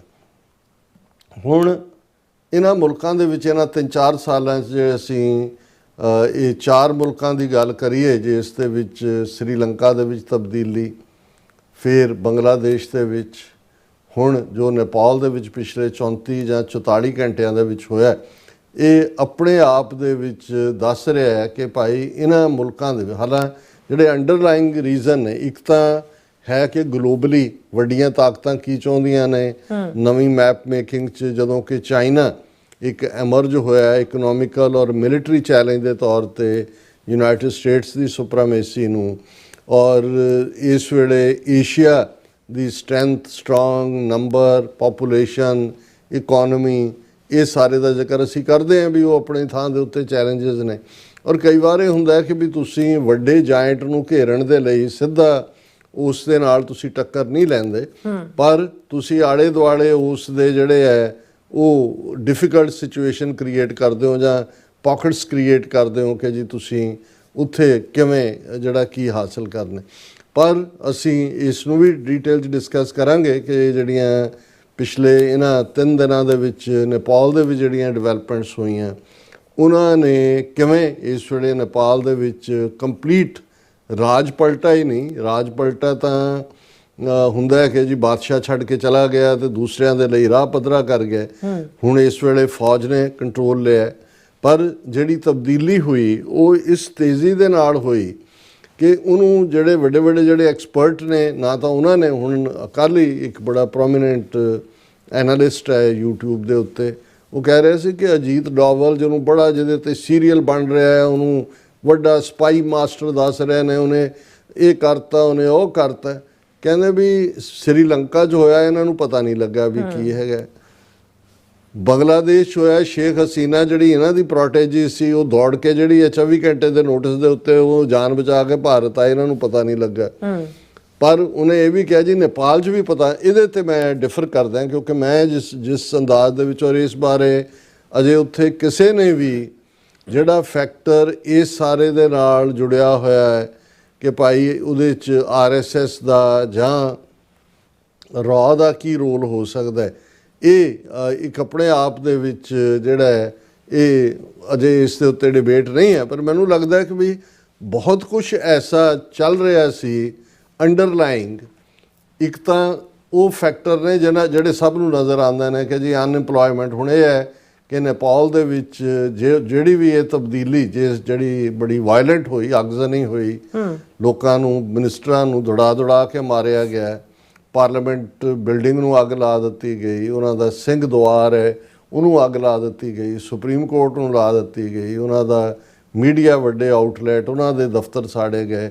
ਦੂਸਰੀਆਂ ਸਿਆਸੀ ਧਿਰਾਂ ਵੀ, ਇੱਕ ਤਾਂ ਕਮਿਊਨਿਸਟ ਪਾਰਟੀ ਹੈ ਹੀ ਹੈ ਨੇਪਾਲ ਦੀ, ਮਿਸਟਰ ਆਇਲੀ ਜਿਹਦਾ ਪ੍ਰਾਈਮ ਮਿਨਿਸਟਰ ਸੀ, ਔਰ ਉਹ ਤਾਂ ਜਿਹੜਾ ਉਹ ਸੇਫਲੀ ਕਿਤੇ ਨਿਕਲ ਗਿਆ। ਇਹ ਕਿਹਾ ਜਾਂਦਾ ਫੌਜ ਦੇ ਹੈਲੀਕਾਪਟਰ 'ਚੋਂ ਚੀਨ ਚਲਾ ਗਿਆ ਜਾਂ ਕਿਤੇ ਹੋਰ ਰੱਖਿਆ। ਲੇਕਿਨ ਉਹਨਾਂ ਵੱਲੋਂ, ਭੀੜਾਂ ਵੱਲੋਂ ਇਹ ਤਾਂ ਸਮਝ ਆ ਸਕਦਾ ਹੈ ਕਿ ਵੀ, ਔਰ ਇਹਦਾ ਅੰਡਰਲਾਈਂਗ ਰੀਜ਼ਨਸ ਦੀ ਵੀ ਅਸੀਂ ਗੱਲ ਕਰਾਂਗੇ, ਉਹਦਾ ਜਿਹੜਾ ਸਪਾਰਕ ਜਿਹਨੇ ਦਿੱਤੀ ਉਹਦੀ ਗੱਲ ਵੀ ਕਰਾਂਗੇ। ਪਰ ਅੰਡਰਲਾਈਂਗ ਤੇ ਸਪਾਰਕ ਦੇ ਪਿੱਛੇ ਹੋਰ ਕੀ ਹੋ ਸਕਦਾ ਜਿਹਦੇ ਬਾਰੇ ਇੰਡੀਅਨ ਮੀਡੀਆ ਜਿਹੜਾ ਉਹ ਆਪਣੇ ਵੱਲੋਂ ਪੁਆਇੰਟ ਆਊਟ ਅਮਰੀਕਾ ਵੱਲ ਕਰਨ ਦੀ ਕੋਸ਼ਿਸ਼ ਕਰ ਰਿਹਾ ਹੈ ਕਿ ਜੀ ਇਹ ਜਿਹੜੀ ਬੰਗਲਾਦੇਸ਼ ਦੀ ਤਬਦੀਲੀ ਹੈ ਉਹ ਵੀ ਅਮਰੀਕਾ ਨੇ ਕੀਤੀ। ਨੇਪਾਲ ਕਿਉਂਕਿ ਕਮਿਊਨਿਸਟ ਬਲਾਕ ਦੇ ਵਿੱਚ ਚਲਾ ਗਿਆ ਸੀ, ਔਰ ਨੇਪਾਲ ਦੇ ਪਿੱਛੇ ਵੀ ਅਮਰੀਕਾ ਹੈ, ਔਰ ਸ੍ਰੀਲੰਕਾ ਨਾਲ ਜੋੜਨ ਦੀ ਕੋਸ਼ਿਸ਼ ਉਹ ਕਰ ਨਹੀਂ ਸਕਦੇ ਕਿਉਂਕਿ ਜਿਹੜੀ ਸ੍ਰੀਲੰਕਾ ਦੇ ਵਿੱਚ ਹਕੂਮਤ ਆਈ ਉਹ ਜ਼ਾਹਰ ਹੈ ਇੱਕ ਲੈਫਟਿਸਟ ਲੀਡਰ ਹੀ ਸੀ ਜਿਹੜਾ ਪ੍ਰੋ ਚਾਈਨਾ ਸੀ। ਪਰ ਇਹਨੂੰ ਬੰਗਲਾਦੇਸ਼ ਦੀ ਤਰਜ਼ ਦੀ ਤਬਦੀਲੀ ਦੇ ਨਾਲ ਇਹ ਕਿਹਾ ਜਾ ਰਿਹਾ ਕਿ ਭਾਈ ਇਸ ਦੇ ਵਿੱਚ ਅਮਰੀਕਾ ਦਾ ਹੱਥ ਹੈ। ਲੇਕਿਨ ਇਸ ਤੋਂ ਪਹਿਲਾਂ ਅਸੀਂ ਇਨਰ ਕਾਰਨ ਜੇ ਸਮਝੀਏ ਕਿ ਵੀ ਨੇਪਾਲ ਦੇ ਵਿੱਚ ਜਿਹੜੀ ਮੋਨਾਰਕੀ ਜਾਂ ਬਾਦਸ਼ਾਹਤ ਸਥਾਪਿਤ ਹੋਈ ਇਸ 1766 ਦੇ ਵਿੱਚ ਹੋਈ। ਔਰ ਮੈਂ ਜਦੋਂ ਟਾਈਮ ਲਾਈਨ ਸਿੱਖ ਇਤਿਹਾਸ ਦੇ ਨਾਲ ਜੋੜ ਕੇ ਦੇਖਦਾ ਤੇ 1764 ਦੇ ਵਿੱਚ ਸਿੱਖਾਂ ਨੇ ਲਾਹੌਰ ਦੇ ਉੱਤੇ ਜਿਹੜਾ ਉਹ ਕਬਜ਼ਾ ਕੀਤਾ ਸੀ। ਸਰ ਜੱਸਾ ਸਿੰਘ ਆਹਲੂਵਾਲੀਆ ਦੀ ਕਮਾਂਡ ਥੱਲੇ ਉਹਨਾਂ ਨੂੰ ਸੁਲਤਾਨੁਲ ਕੌਮ ਦਾ ਖਿਤਾਬ ਦਿੱਤਾ ਗਿਆ ਔਰ ਬਾਅਦ ਦੇ ਵਿੱਚ ਲਾਹੌਰ, ਉਸ ਤੋਂ ਬਾਅਦ ਭੰਗੀ ਸਰਦਾਰਾਂ ਦੇ ਕੋਲ ਲੰਬਾ ਵਕਤ ਰਿਹਾ ਔਰ 1799 ਚ ਮਹਾਰਾਜਾ ਰਣਜੀਤ ਸਿੰਘ ਨੇ ਲਾਹੌਰ ਤੇ ਕਬਜ਼ਾ ਕੀਤਾ। ਇਨ ਬਿਟਵੀਨ ਅਬਦਾਲੀ ਜਾਂ ਉਹਦਾ ਮੁੰਡਾ ਤੈਮੂਰ ਜਾਂ ਸ਼ਾਹ ਜਮਾਨ ਆਉਂਦੇ ਰਹੇ, ਉਦੋਂ ਭੰਗੀ ਸਰਦਾਰ ਰਿਟਰੀਟ ਕਰ ਜਾਂਦੇ ਸੀ। ਪਰ ਮਹਾਰਾਜਾ ਰਣਜੀਤ ਸਿੰਘ ਨੇ ਜਿਹੜਾ ਕਬਜ਼ਾ 1799 ਚ ਲਿਆ, ਉਹ ਕੋਈ ਅਬਦਾਲੀ ਜਾਂ ਮੁਗਲਾਂ ਤੋਂ ਨਹੀਂ ਲਿਆ, ਉਹ ਭੰਗੀ ਸਰਦਾਰਾਂ ਨੂੰ ਡਿਫੀਟ ਕਰਕੇ ਜਾਂ ਉਹਨਾਂ ਨੂੰ ਮੈਨੀਪੂਲੇਟ ਕਰਕੇ ਹੀ ਲਾਹੌਰ ਦੇ ਉੱਤੇ ਕਬਜ਼ਾ ਕੀਤਾ।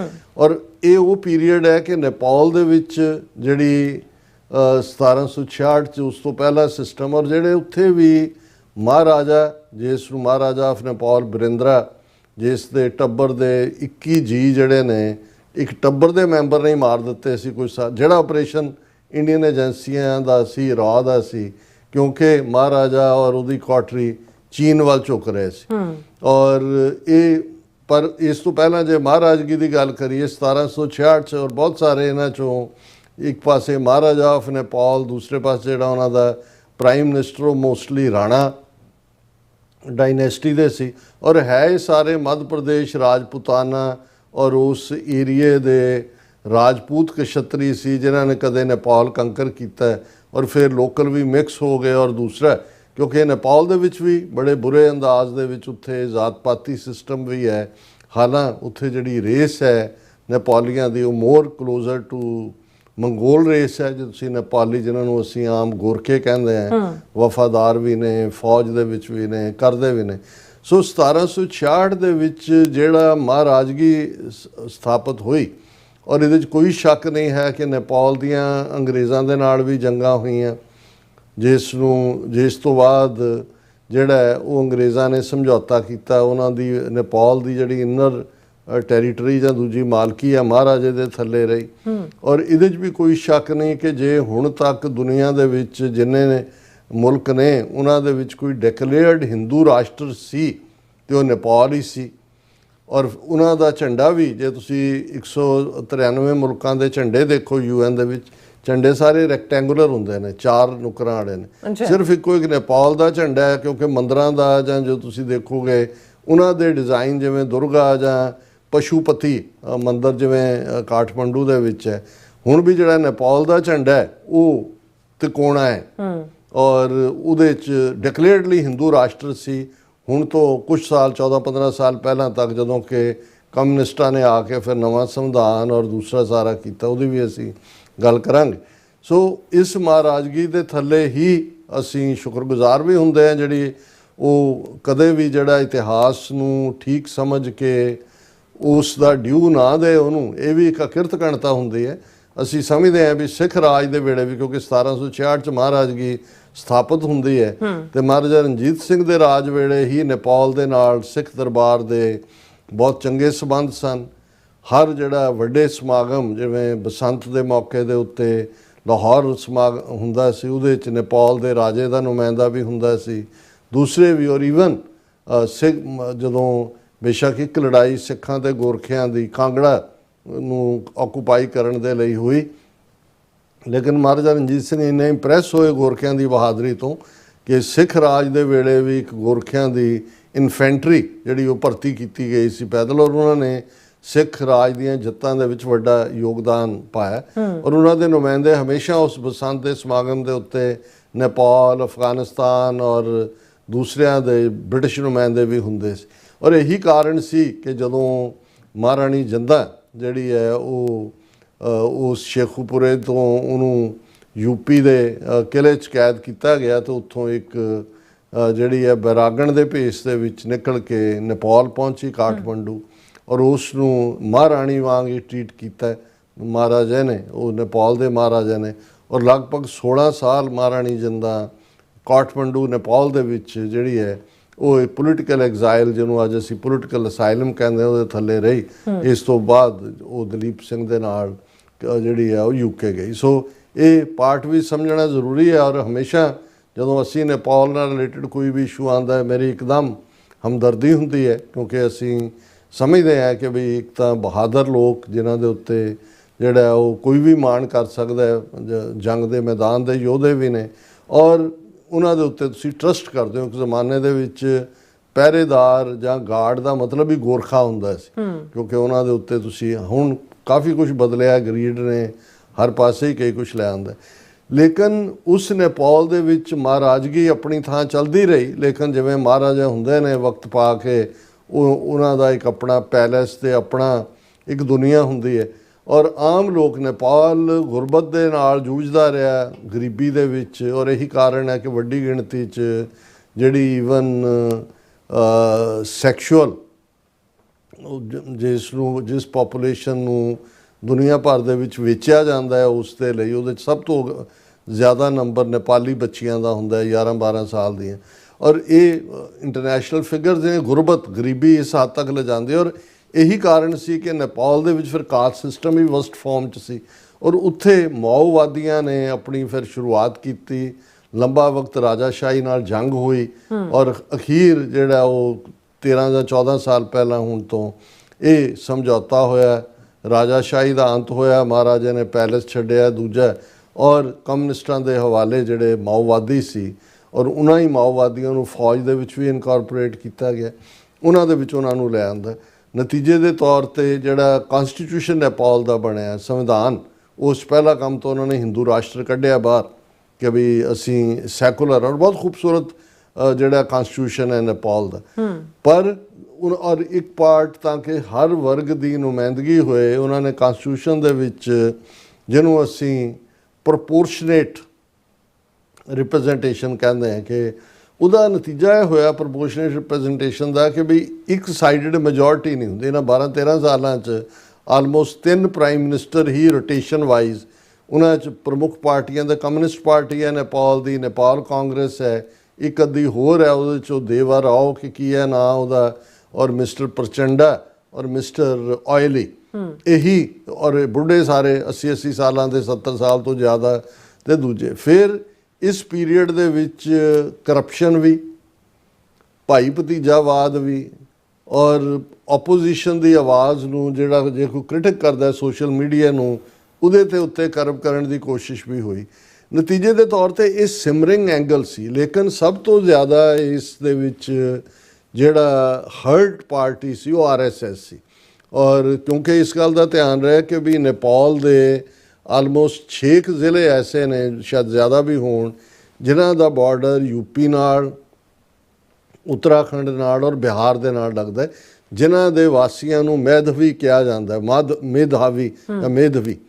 ਔਰ ਉਹ ਤਬਕਾ ਜਿਹੜਾ ਉਹਨਾਂ ਦੀ ਲਗਭਗ 8-10% ਆਬਾਦੀ ਹੈ, ਉਹਨਾਂ ਨੂੰ ਪ੍ਰੋਪੋਰਸ਼ਨੇਟ ਰਿਪਰੈਜ਼ੈਂਟੇਸ਼ਨ ਤਾਂ ਹੈ। ਔਰ ਇਹਨਾਂ ਨੇ ਇਤਿਹਾਸਕ ਸੰਬੰਧ ਵੀ ਜੋੜਿਆ ਹੋਇਆ ਕਿ ਜੀ ਉਹ ਰਾਮਚੰਦਰ ਜੀ ਦੀ ਜਿਹੜੀ ਪਤਨੀ ਸੀਤਾ ਸੀ, ਉਹ ਨੇਪਾਲ ਦੀ ਫਲਾਣੀ ਥਾਂ ਤੇ ਸੀ ਜਾਨਕੀ, ਔਰ ਉਹਦੀ ਹੁਣ ਵੀ ਇੱਕ ਸਮਾਗਮ ਹੁੰਦਾ, ਉਹ ਬਰਾਤ ਲੈ ਕੇ ਜਾਂਦੇ ਨੇ ਉੱਥੋਂ, ਜਿਹੜਾ ਉਹ ਅਯੁੱਧਿਆ ਤੋਂ ਕਿ ਕਿੱਥੋਂ ਉਹ ਕਿ ਨੇਪਾਲ 'ਚ ਜਾ ਰਹੇ ਆ ਤਾਂ ਦੂਜਾ ਤੇ। ਔਰ ਇਹਦੇ 'ਚ ਕੋਈ ਸ਼ੱਕ ਨਹੀਂ ਹੈ ਨੇਪਾਲ ਹਿੰਦੂ ਰਾਸ਼ਟਰ ਦੇ ਤੌਰ ਤੇ ਬਹੁਤ ਸਾਰੀਆਂ ਉਹਨਾਂ ਦੇ ਜਿਹੜੇ ਉੱਚ ਵਰਗ ਹੈ ਉਹਨਾਂ ਦੇ ਵਿੱਚ ਕਸ਼ਤਰੀਆਂ ਦੀਆਂ ਉਹ ਪ੍ਰੈਕਟਿਸਿਸ ਦੂਸਰੀਆਂ ਤੀਸਰੀਆਂ ਵੀ ਨੇ, ਕਾਇਮ ਨੇ।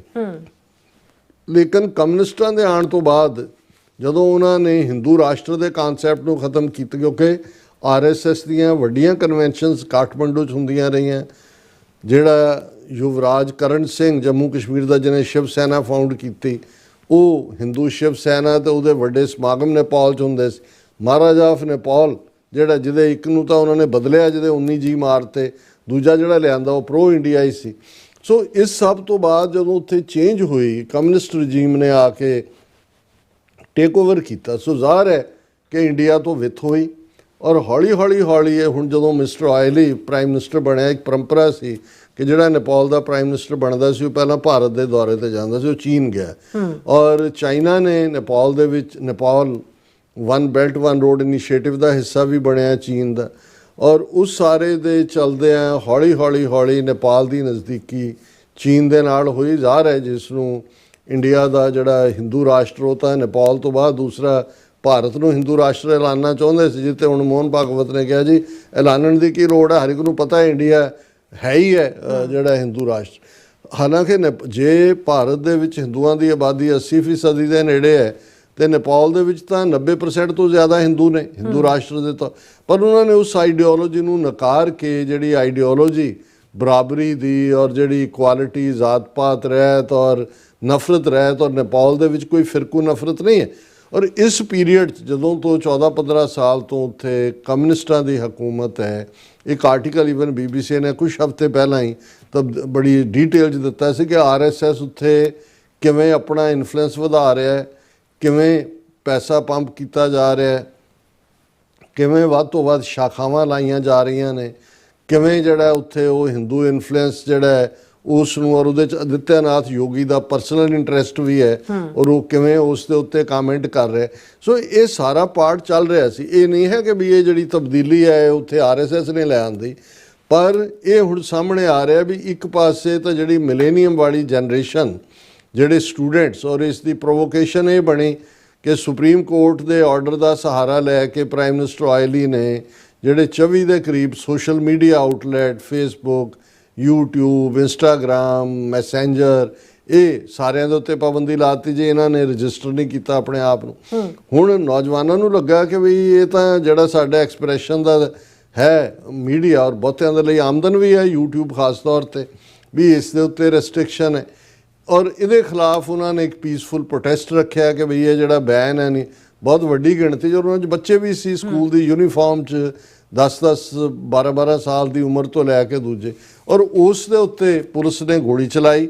ਪਹਿਲੇ ਦਿਨ ਦੀਆਂ ਖਬਰਾਂ ਸਤੰਬਰ 8 ਨੂੰ ਜਿਹੜਾ ਇਸ ਦੇ ਉੱਤੇ ਜਦੋਂ ਗੋਲੀ ਚੱਲਦੀ ਹੈ ਤੇ 30 ਦੇ ਕਰੀਬ ਜਿਹੜੇ ਬੇਗੁਨਾਹ ਨੇ ਜਿਹਨਾਂ ਸਕੂਲ ਦੀ ਯੂਨੀਫਾਰਮ 'ਚ ਬੱਚੇ ਉਹ ਮਾਰੇ ਜਾਂਦੇ ਨੇ। ਸੋ ਇਹ ਫਰਦਰ ਟ੍ਰਿਗਰਿੰਗ ਪੁਆਇੰਟ ਬਣਦਾ। ਆਲਰੇਡੀ ਅੰਡਰਲਾਈਂਗ ਰੀਜ਼ਨ ਅਸੀਂ ਡਿਸਕਸ ਕਰ ਚੁੱਕੇ ਹਾਂ ਜੋ ਚੱਲ ਰਿਹਾ ਸੀ। ਹੁਣ ਜਿਹੜਾ RSS ਔਰ ਰਾ ਜਿਹੜਾ ਉਹਨਾਂ ਦਾ ਰੋਲ ਹੈ ਉਹ ਮੈਨੂੰ ਲੱਗਦਾ ਹੈ ਵੀ ਕਿਉਂਕਿ ਉਹਨਾਂ ਇੱਕ ਮੂਵਮੈਂਟ ਆਪਣੇ ਉਹ ਮੇਧਵੀ ਏਰੀਆ 'ਚ ਵੀ ਜਿਹੜੀ ਹਿੰਦੂ ਬੈਲਟ ਹੈ ਉਹਦੇ 'ਚ ਵੀ ਤੇ ਵਿਦਨ ਮੇਨ ਸਟ੍ਰੀਟ ਵੀ ਉਹ ਚਲਾ ਰਹੇ ਸੀ ਕਿ ਰਾਜਾਸ਼ਾਹੀ ਨੂੰ ਵਾਪਸ ਲਿਆਂਦਾ ਜਾਏ ਕਿ ਜੀ ਦੇਖੋ ਇਹਨਾਂ ਦੀ ਹਕੂਮਤ 12-14 ਸਾਲ ਚੱਲੀ ਨਹੀਂ ਹੈ ਔਰ ਉਹਨੂੰ ਜਿਹੜਾ ਉਹ ਵਾਪਸ ਲਿਆਂਦਾ ਜਾਏ। ਹੁਣ ਇਹ ਜਿਹੜਾ ਔਰ ਜਿਹੜੇ ਇਸ ਸਾਰੀ ਮੂਵਮੈਂਟ ਨੂੰ ਚਲਾਉਣ ਵਾਲੇ ਨੇ ਜਿਨ੍ਹਾਂ ਨੂੰ ਜਨਰੇਸ਼ਨ Z ਕਿਹਾ ਜਾ ਰਿਹਾ, ਉਹ ਕਹਿ ਰਹੇ ਨੇ ਵੀ ਇਹ ਕੌਣ ਲੋਕ ਆਏ ਜਿਨ੍ਹਾਂ ਨੇ parliament building, supreme court, Singh ਦੁਆਰ, ਮੀਡੀਆ, ਇਹ ਕੋਈ ਹੋਰ ਹੀ ਤਬਕਾ ਹੈ। ਸੋ ਜ਼ਾਹਿਰ ਹੈ ਕਿ ਵੀ ਉਹਨਾਂ ਨੂੰ ਹੁਣ ਜੇ ਹਕੂਮਤ ਬਦਲੀ, ਆਇਲ ਵੀ ਛੱਡ ਗਿਆ, ਮਿਨਿਸਟਰਾਂ ਨੇ ਵੀ ਰਿਜ਼ਾਈਨ ਕਰਤਾ, ਔਰ ਇਹਦੇ 'ਚ ਜ਼ਾਹਿਰ ਹੈ ਕਿ ਵੀ ਪੀਸਫੁਲ ਤਬਦੀਲੀ ਦੀ ਗੱਲ ਹੈ। ਕਿਸੇ ਨੇ ਨੇਪਾਲ ਦੇ ਲੋਕਾਂ ਨੇ ਆਪਣੇ ਕਨਸਟੀਟਿਊਸ਼ਨ ਜਾਂ ਆਪਣੀ ਪਾਰਲੀਮੈਂਟ ਦੇ ਖਿਲਾਫ ਤਾਂ ਨਹੀਂ ਗੱਲ ਕੀਤੀ। ਇਹ ਕਿਹਨੂੰ ਸੂਟ ਕਰਦਾ ਵੀ ਨਾ ਪਾਰਲੀਮੈਂਟ ਰਹੇ ਨਾ ਸੁਪਰੀਮ ਕੋਰਟ, ਉਹ ਰਾਜਾਸ਼ਾਹੀ ਵਾਪਸ ਆਏ, ਉਹ ਇਹਨਾਂ ਨੂੰ ਹੀ ਕਰਦਾ। ਸੋ ਮੈਨੂੰ ਇਹ ਲੱਗਦਾ ਹੈ ਕਿ ਬੇਸ਼ੱਕ ਅਜੇ ਖੁੱਲ੍ਹ ਕੇ ਕੋਈ ਵੀ ਗੱਲ ਕਰਨ ਨੂੰ ਤਿਆਰ ਨਹੀਂ ਹੈ। ਇਸ ਨੂੰ ਇੰਡੀਅਨ ਮੀਡੀਆ ਅਮਰੀਕਾ ਵੱਲ ਮੋੜਨਾ ਚਾਹੁੰਦਾ ਹੈ ਕਿਉਂਕਿ ਜੇ ਨੇਪਾਲ ਕਿਉਂਕਿ ਚਾਈਨਾ ਦੇ ਆਰਬਿਟ 'ਚ ਚਲਾ ਗਿਆ ਸੀ, ਔਰ ਇਸ ਸਾਰੇ ਕਰਕੇ ਜਿਵੇਂ ਅਮਰੀਕਾ ਨੇ ਬੰਗਲਾਦੇਸ਼ ਚੇਂਜ ਕਰਵਾਈ, ਇਵੇਂ ਹੀ ਅਮਰੀਕਾ ਨੇ ਨੇਪਾਲ 'ਚ ਵੀ ਕਰਵਾਈ ਹੈ। ਪਰ ਮੇਰਾ ਬਿਲਕੁਲ, ਮੈਂ ਇਸ ਨੂੰ ਪਿਛਲੇ 3-4 ਦਿਨ ਤੋਂ ਕਲੋਜ਼ਲੀ ਮੋਨੀਟਰ ਕੀਤਾ ਹੈ। ਦੁਨੀਆ ਭਰ ਦੇ ਉਹਨਾਂ ਦੇ ਓਰੀਜਨਲ ਨੇਪਾਲੀ ਜਿਹੜੇ ਆਥੈਂਟਿਕ ਕਿਸਮ ਦੇ ਜਰਨਲਿਸਟ ਨੇ ਉਹਨਾਂ ਦੀਆਂ ਰਾਈਟਿੰਗਸ 'ਚੋਂ ਵੀ ਭਾਰਤ ਦੇ, ਪਰ ਮੈਂ ਇਹ ਸਮੈਲ ਕਰ ਸਕਦਾ ਕਿ ਇਸ ਸਾਰੀ ਉਥਲ ਪੁਥਲ ਦੇ ਇਹ ਵੱਖਰੀ ਕਹਾਣੀ ਹੈ ਕਿ ਹੁਣ ਫੌਜ ਨੇ ਟੇਕ ਓਵਰ ਕਰ ਲਿਆ, ਕਰਫਿਊ ਲੱਗ ਗਿਆ, ਪੀਸ ਹੈ, ਔਰ ਫੌਜ ਨੇ ਉਸ ਗਰੁੱਪ ਨੂੰ ਕਿਹਾ ਕਿ ਵੀ ਤੁਸੀਂ ਆ ਕੇ ਜਿਹੜਾ ਹੈ ਉਹ ਗੱਲਬਾਤ ਕਰੋ। ਔਰ ਇਹਦੇ 'ਚ ਇੱਕ ਇਹ ਵੀ ਚੱਲ ਰਿਹਾ ਸੀ ਕਿ ਜਿਹੜਾ ਕਾਠਮੰਡੂ ਦਾ ਮੇਅਰ ਹੈ ਉਹ ਬੇਸ਼ੱਕ ਮੇਧਵੀ ਉਸ ਓਰੀਜਨ ਦਾ ਹੈ, ਜਿਹੜੀ ਹਿੰਦੂ ਬੈਲਟ ਵਾਲਾ ਪਾਰਟ ਹੈ, ਲੇਕਿਨ ਉਸ ਨੂੰ ਵੀ ਜਿਹੜਾ ਉਭਾਰਿਆ ਜਾ ਰਿਹਾ, ਔਰ ਉਹ ਵੀ ਇੱਕ ਰੈਪਰ ਸੀ। ਜਿਵੇਂ ਜ਼ੈਲੈਂਸਕੀ ਦਾ ਰੋਲ ਹੈ ਯੂਕਰੇਨ 'ਚ, ਇਵੇਂ ਉਹ ਆਇਆ ਕਿ ਬਈ ਉਹਦੀਆਂ ਲਿਖਤਾਂ ਜਾਂ ਉਸ ਦੀਆਂ ਪਰਫੋਰਮੈਂਸਿਸ ਨੇ ਵੀ। ਲੇਕਿਨ ਕੁੱਲ ਮਿਲਾ ਕੇ ਮੈਨੂੰ ਇਹ ਲੱਗਦਾ ਹੈ ਕਿ ਵੀ ਇਹ ਆਪਰੇਸ਼ਨ ਜਿਹੜਾ ਬੇਸ਼ੱਕ ਅੰਡਰਲਾਈਂਗ ਰੀਜ਼ਨ ਵੀ ਉਹ ਨੇ ਵਰਤੀ ਵੀ ਜਿਹੜੀ ਹੈ ਉਹ ਮਿਲੇਨੀਅਮ ਜਨਰੇਸ਼ਨ ਅੱਗੇ ਆਈ ਹੈ, ਪਰ ਬਹੁਤ ਪਿੱਛੇ ਜਿਹੜਾ ਇਸ ਦੇ RSS ਔਰ ਰਾ ਉਸ ਦਾ ਬਹੁਤ ਵੱਡਾ ਹੱਥ ਹੈ।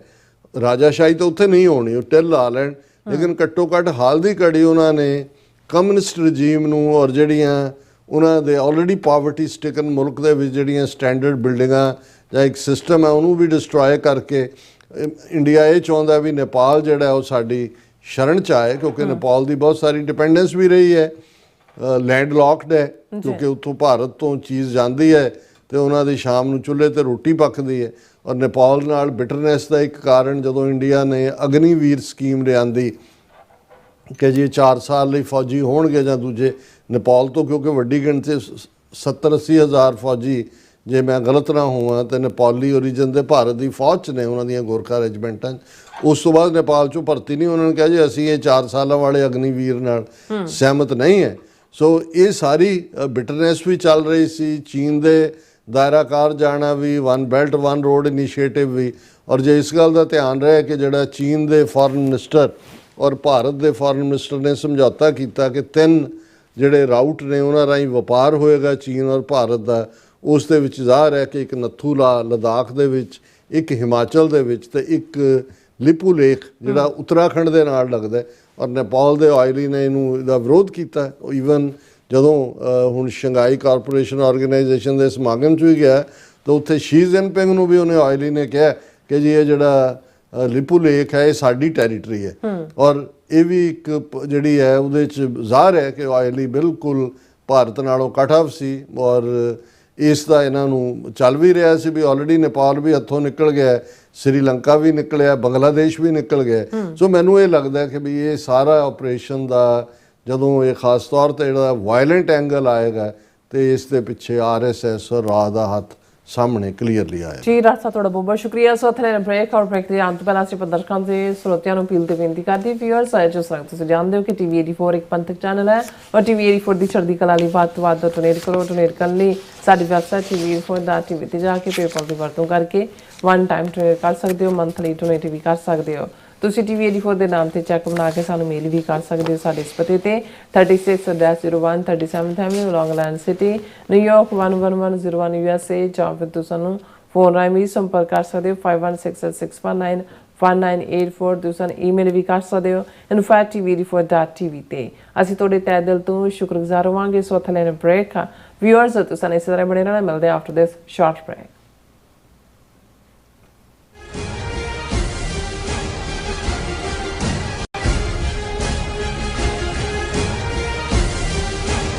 ਸਰਕਾਰੀ ਅੱਤਵਾਦ ਨੂੰ ਠੱਲਣ ਵਾਲੇ ਕੌਮੀ ਸ਼ਹੀਦ ਭਾਈ ਦਿਲਾਵਰ ਸਿੰਘ ਅਤੇ ਲਾਵਾਰਸ ਲਾਸ਼ਾਂ ਦੇ ਵਾਰਸ ਭਾਈ ਜਸਵੰਤ ਸਿੰਘ ਖਾਲੜਾ ਦੀ ਸ਼ਹਾਦਤ ਨੂੰ ਸਮਰਪਿਤ ਮਹਾਨ ਸ਼ਹੀਦੀ ਸਮਾਗਮ ਆਉਂਦੀ 14 ਸਤੰਬਰ 2025 ਦਿਨ ਐਤਵਾਰ ਨੂੰ ਗੁਰਦੁਆਰਾ ਸਿੱਖ ਕਲਚਰਲ ਸੁਸਾਇਟੀ ਨਿਊਯਾਰਕ ਵਿਖੇ ਕਰਵਾਇਆ ਜਾ ਰਿਹਾ ਹੈ। ਖਾਲਿਸਤਾਨ ਅਫੇਅਰਸ ਸੈਂਟਰ ਦੇ ਸੰਚਾਲਕ ਡਾਕਟਰ ਅਮਰਜੀਤ ਸਿੰਘ ਵਿਸ਼ੇਸ਼ ਤੌਰ ਤੇ ਇਸ ਸਮਾਗਮ ਵਿੱਚ ਹਾਜ਼ਰੀ ਲਵਾਉਣਗੇ। Gurdwara Sahib Prabandhak committee, Doaba Sikh association, Sikh youth of America ਸਮੇਤ ਸਮੂਹ ਪੰਥਕ ਜਥੇਬੰਦੀਆਂ ਵੱਲੋਂ ਆਪ ਸਭ ਨੂੰ ਇਸ ਸਮਾਗਮ ਵਿੱਚ ਹਾਜ਼ਰੀ ਲਵਾਉਣ ਲਈ ਪੁਰਜ਼ੋਰ ਬੇਨਤੀ ਕੀਤੀ ਜਾਂਦੀ ਹੈ। ਵਧੇਰੇ ਜਾਣਕਾਰੀ ਲਈ ਆਪ ਹੇਠ ਦਿੱਤੇ ਨੰਬਰਾਂ ਤੇ ਸੰਪਰਕ ਕਰ ਸਕਦੇ ਹੋ।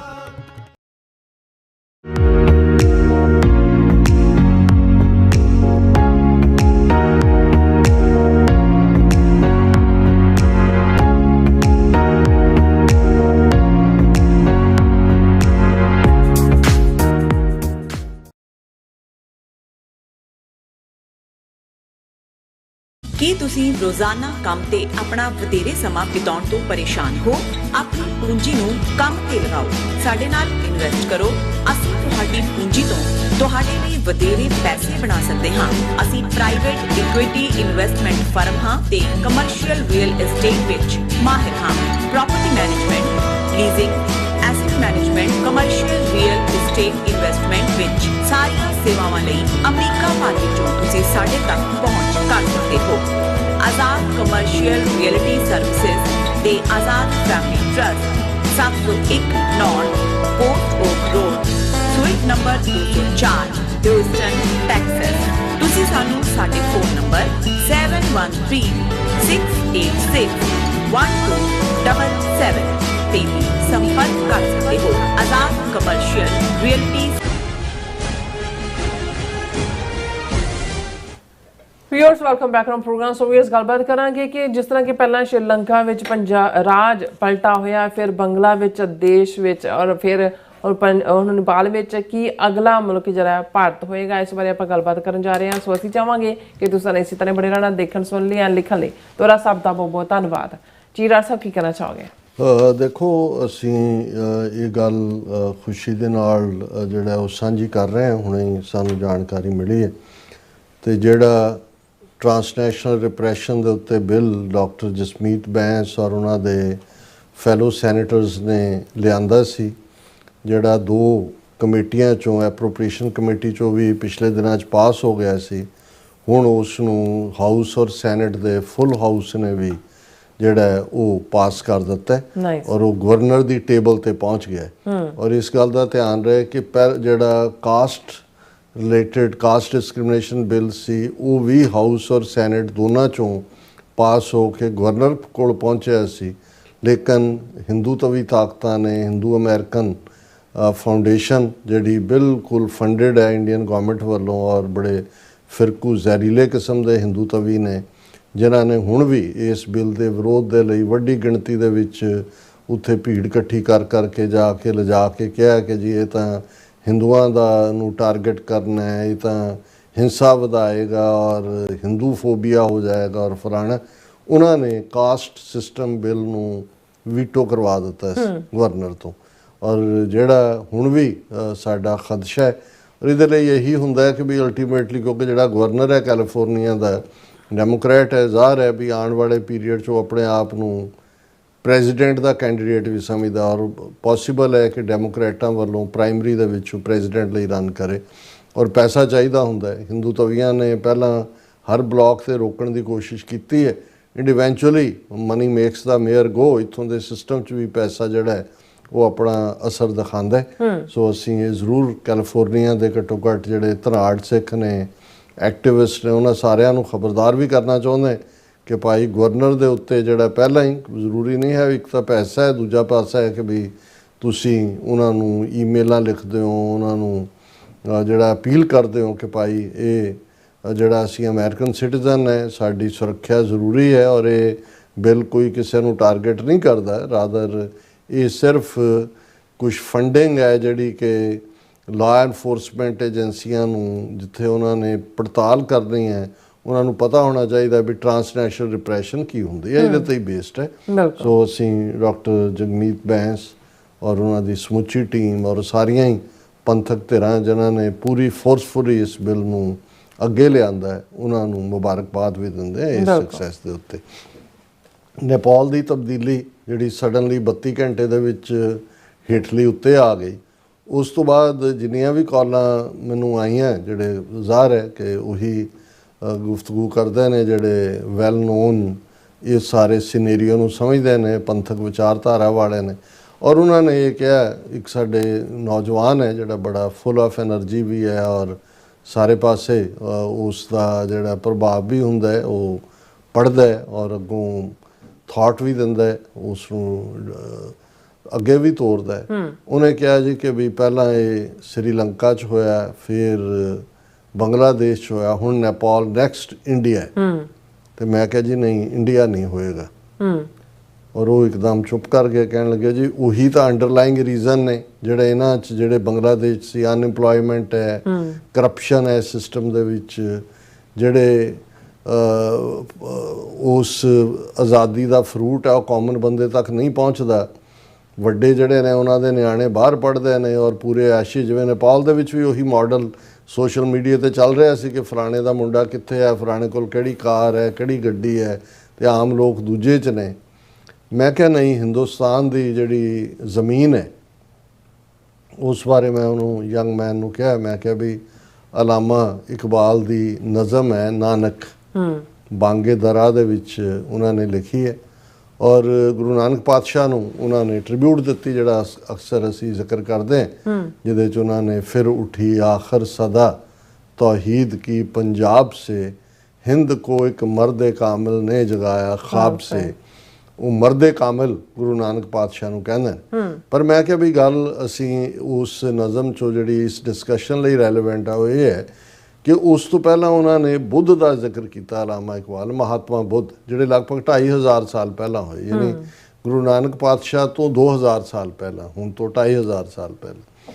ਔਰ ਮੈਂ ਕਿਹਾ ਉਹਦੇ ਉੱਤੇ ਗੱਲ ਕਰਦੇ ਆ, ਉਹਨਾਂ ਨੇ ਸ਼ੁਰੂਆਤ ਹੀ ਇੱਥੋਂ ਕੀਤੀ ਕਿ ਤੁਮਨੇ ਪੈਗਾਮੇ ਗੌਤਮ ਕੀ ਜ਼ਰਾ ਪਰਵਾਹ ਨਾ ਕੀ, ਕਦਰ ਜਾਨੀ ਨਾ ਆਪਣੇ ਗੌਹਰ ਯਕਦਾਨਾ ਕੀ, ਕਿ ਤੁਸੀਂ ਗੌਤਮ ਦੇ ਮੈਸੇਜ ਦੀ ਪਰਵਾਹ ਨਹੀਂ ਕੀਤੀ। ਜਿਹੜਾ ਇੱਕ ਹੀਰਾ ਸੀ, ਯਕਦਾਨਾ, ਯੂਨੀਕਲੀ ਵਾਈਜ਼ ਪਰਸਨ ਸੀ, ਉਹਦੀ ਤੁਸੀਂ ਕਦਰ ਨਹੀਂ ਪਾਈ।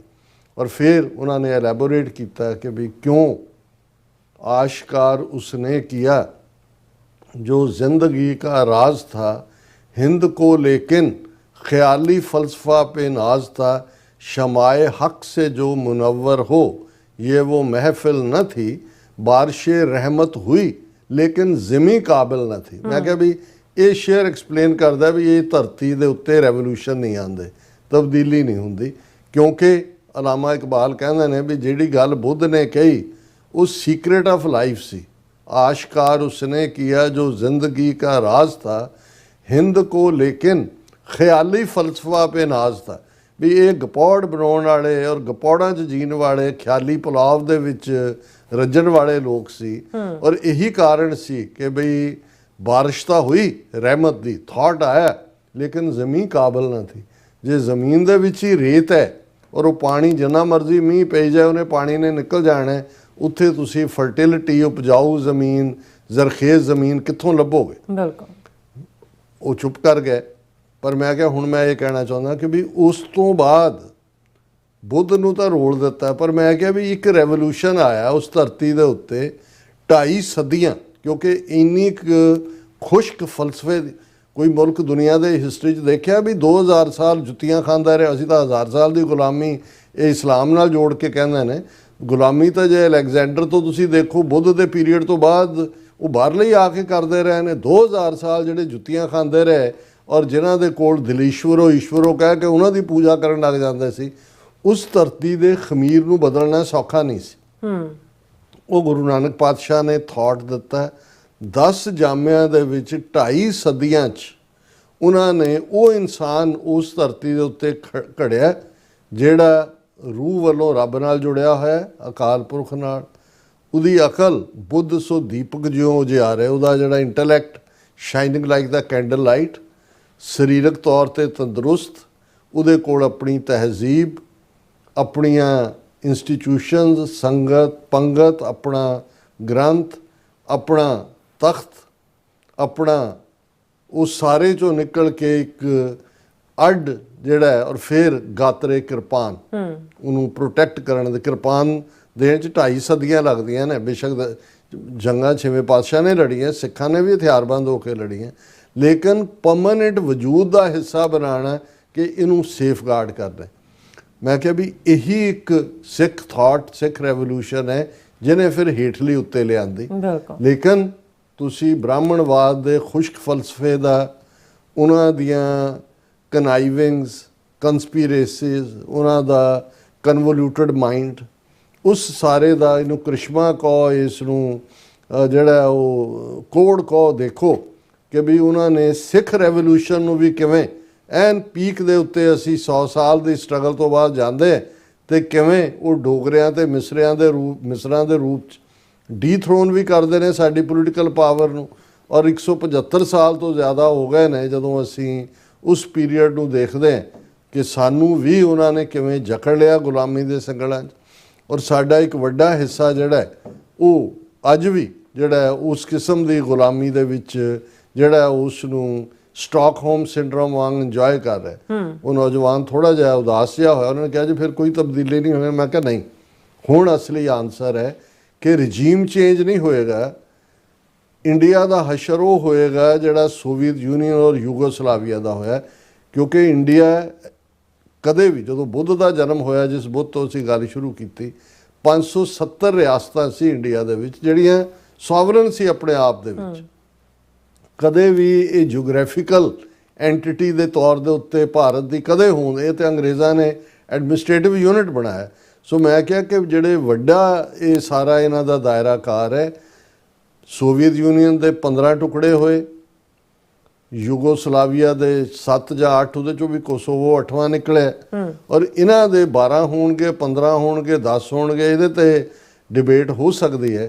पर एक गल सर्टन है भी जिस अंदाज दे विच भारत इस वेले एक्सपोज होया, जिवें नॉर्थ ईस्ट इन्हां दे हत्थां चों निकलिया होया, ਸਾਊਥ ਦੀਆਂ ਸਟੇਟਾਂ ਆਲਰੇਡੀ ਆਪਣੀ ਇਕਨੋਮਿਕਲ ਜ਼ੋਨ ਬਣਾਉਣ ਦੀ ਗੱਲ ਸੋਚਦੀਆਂ ਨੇ।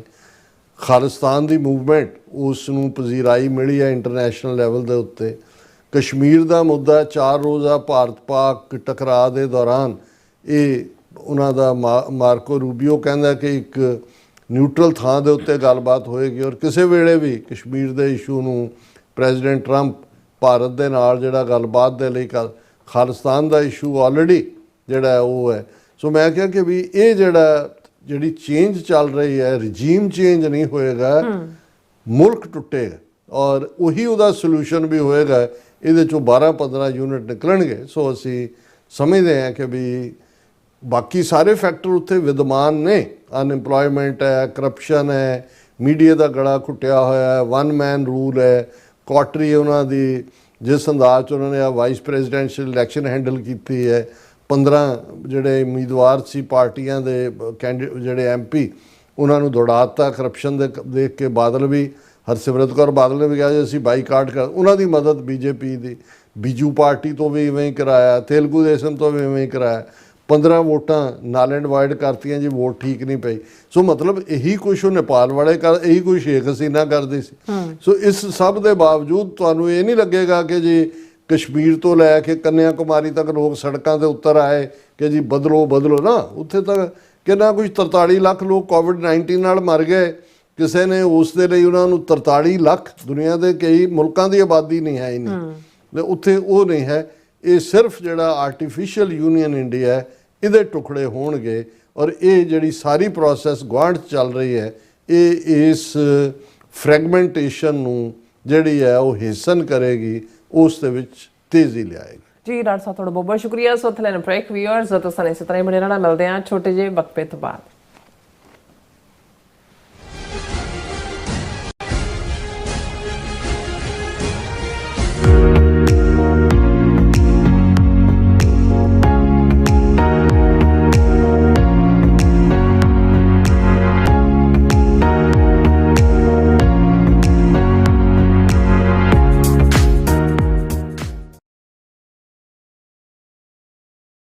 ਸਰਕਾਰੀ ਅੱਤਵਾਦ ਨੂੰ ਠੱਲਣ ਵਾਲੇ ਕੌਮੀ ਸ਼ਹੀਦ ਭਾਈ ਦਿਲਾਵਰ ਸਿੰਘ ਅਤੇ ਲਾਵਾਰਸ ਲਾਸ਼ਾਂ ਦੇ ਵਾਰਸ ਭਾਈ ਜਸਵੰਤ ਸਿੰਘ ਖਾਲੜਾ ਦੀ ਸ਼ਹਾਦਤ ਨੂੰ ਸਮਰਪਿਤ ਮਹਾਨ ਸ਼ਹੀਦੀ ਸਮਾਗਮ ਆਉਂਦੀ 14 ਸਤੰਬਰ 2025 ਦਿਨ ਐਤਵਾਰ ਨੂੰ ਗੁਰਦੁਆਰਾ ਸਿੱਖ ਕਲਚਰਲ ਸੁਸਾਇਟੀ ਨਿਊਯਾਰਕ ਵਿਖੇ ਕਰਵਾਇਆ ਜਾ ਰਿਹਾ ਹੈ। ਖਾਲਿਸਤਾਨ ਅਫੇਅਰਸ ਸੈਂਟਰ ਦੇ ਸੰਚਾਲਕ ਡਾਕਟਰ ਅਮਰਜੀਤ ਸਿੰਘ ਵਿਸ਼ੇਸ਼ ਤੌਰ ਤੇ ਇਸ ਸਮਾਗਮ ਵਿੱਚ ਹਾਜ਼ਰੀ ਲਵਾਉਣਗੇ। Gurdwara Sahib Prabandhak committee, Doaba Sikh association, Sikh youth of America ਸਮੇਤ ਸਮੂਹ ਪੰਥਕ ਜਥੇਬੰਦੀਆਂ ਵੱਲੋਂ ਆਪ ਸਭ ਨੂੰ ਇਸ ਸਮਾਗਮ ਵਿੱਚ ਹਾਜ਼ਰੀ ਲਵਾਉਣ ਲਈ ਪੁਰਜ਼ੋਰ ਬੇਨਤੀ ਕੀਤੀ ਜਾਂਦੀ ਹੈ। ਵਧੇਰੇ ਜਾਣਕਾਰੀ ਲਈ ਆਪ ਹੇਠ ਦਿੱਤੇ ਨੰਬਰਾਂ ਤੇ ਸੰਪਰਕ ਕਰ ਸਕਦੇ ਹੋ। ਅਮਰੀਕਾ ਵਿੱਚ ਰਹਿ ਰਹੇ ਹੋ ਅਤੇ ਡਰਾਈਵਿੰਗ ਲਾਇਸੈਂਸ ਲੈਣਾ ਚਾਹੁੰਦੇ ਹੋ ਤੇ ਲੱਭ ਰਹੇ ਹੋ ਇੱਕ ਤਜਰਬੇਕਾਰ ਡਰਾਈਵਿੰਗ ਸਕੂਲ, ਤਾਂ ਤੁਹਾਡੇ ਲਈ ਹੈ ਵੱਡੀ ਖੁਸ਼ਖਬਰੀ। ਕੈਲੀਫੋਰਨੀਆ ਦਾ ਸਟਾਕਟਨ ਟਰੱਕ ਡਰਾਈਵਿੰਗ ਸਕੂਲ ਤੁਹਾਨੂੰ ਦੇਵੇਗਾ ਡਰਾਈਵਿੰਗ ਸਿਖਲਾਈ ਅਤੇ ਡਰਾਈਵਿੰਗ ਦੌਰਾਨ ਪੇਸ਼ ਆਉਂਦੀਆਂ ਮੁਸ਼ਕਲਾਂ ਨਾਲ ਨਜਿੱਠਣ ਦੀ ਸਿਖਲਾਈ। 25 ਸਾਲ ਤੋਂ ਵੀ ਵੱਧ ਦੇ ਤਜਰਬੇ ਨਾਲ ਤੁਹਾਨੂੰ ਮਿਲੇਗੀ ਡਰਾਈਵਿੰਗ ਨਾਲ ਸੰਬੰਧਿਤ ਹਰ ਤਰ੍ਹਾਂ ਦੀ ਸਿਖਲਾਈ, ਉਹ ਵੀ ਵਾਜਿਬ ਕੀਮਤ ਵਿੱਚ। ਫਿਰ ਦੇਰ ਕਿਸ ਗੱਲ ਦੀ, ਅੱਜ ਹੀ ਸੰਪਰਕ ਕਰੋ 2097883308 ਜਾਂ ਫਿਰ 2093139919 ਨੰਬਰਾਂ ਤੇ ਅਤੇ ਪਾਓ ਆਪਣਾ ਡਰਾਈਵਿੰਗ ਲਾਇਸੈਂਸ।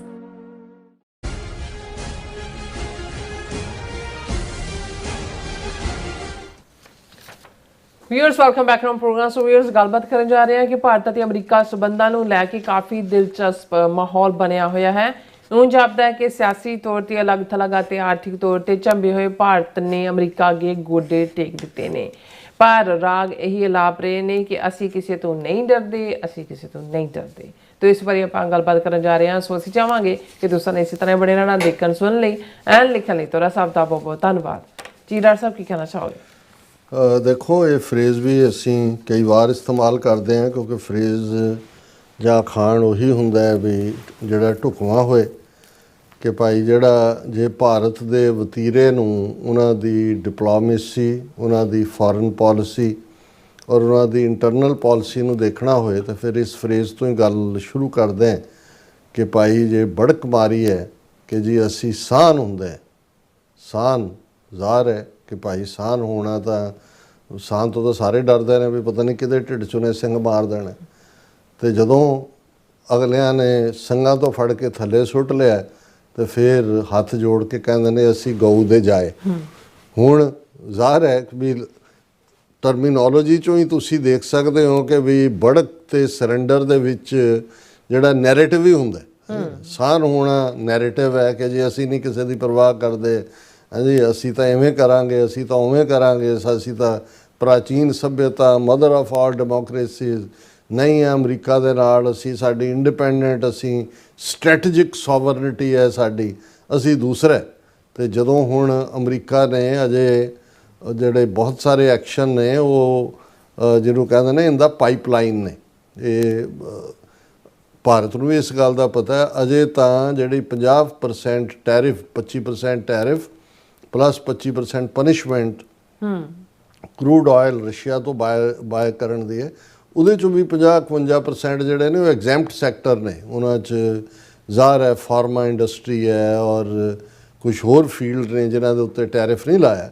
ਔਰ ਇਹਦੇ 'ਚ ਜਿਹੜਾ ਸਭ ਤੋਂ ਵੱਡਾ ਰਗੜਾ ਔਰ ਜਿਹੜਾ ਬਿਲਕੁਲ ਪਾਈਪਲਾਈਨ 'ਚ ਹੈ ਇਸ ਵੇਲੇ, ਲਗਭਗ $250 billion the Bharat the foreign exchange IT sector ਦੇ ਰਾਹੀਂ ਜਿਹੜਾ ਇੱਥੋਂ ਪੈਸੇ ਉਹਨਾਂ ਨੂੰ ਜਾਂਦੇ ਨੇ, ਕਿਉਂਕਿ 72% ਵੀਜ਼ੇ H1B ਵੀਜ਼ੇ ਜਿਹੜੇ ਨੇ ਉਹ IT ਸੈਕਟਰ ਵਾਲੇ ਭਾਰਤੀਆਂ ਨੂੰ ਮਿਲਦੇ ਨੇ। ਇੱਥੇ ਵੱਡੀਆਂ ਕੰਪਨੀਆਂ ਲੱਖਾਂ ਡਾਲਰ ਬਣਾਉਂਦੇ ਨੇ, ਫਿਰ ਇੱਥੋਂ ਹੀ ਆਊਟਸੋਰਸ ਵੀ ਕਰਦੇ ਨੇ।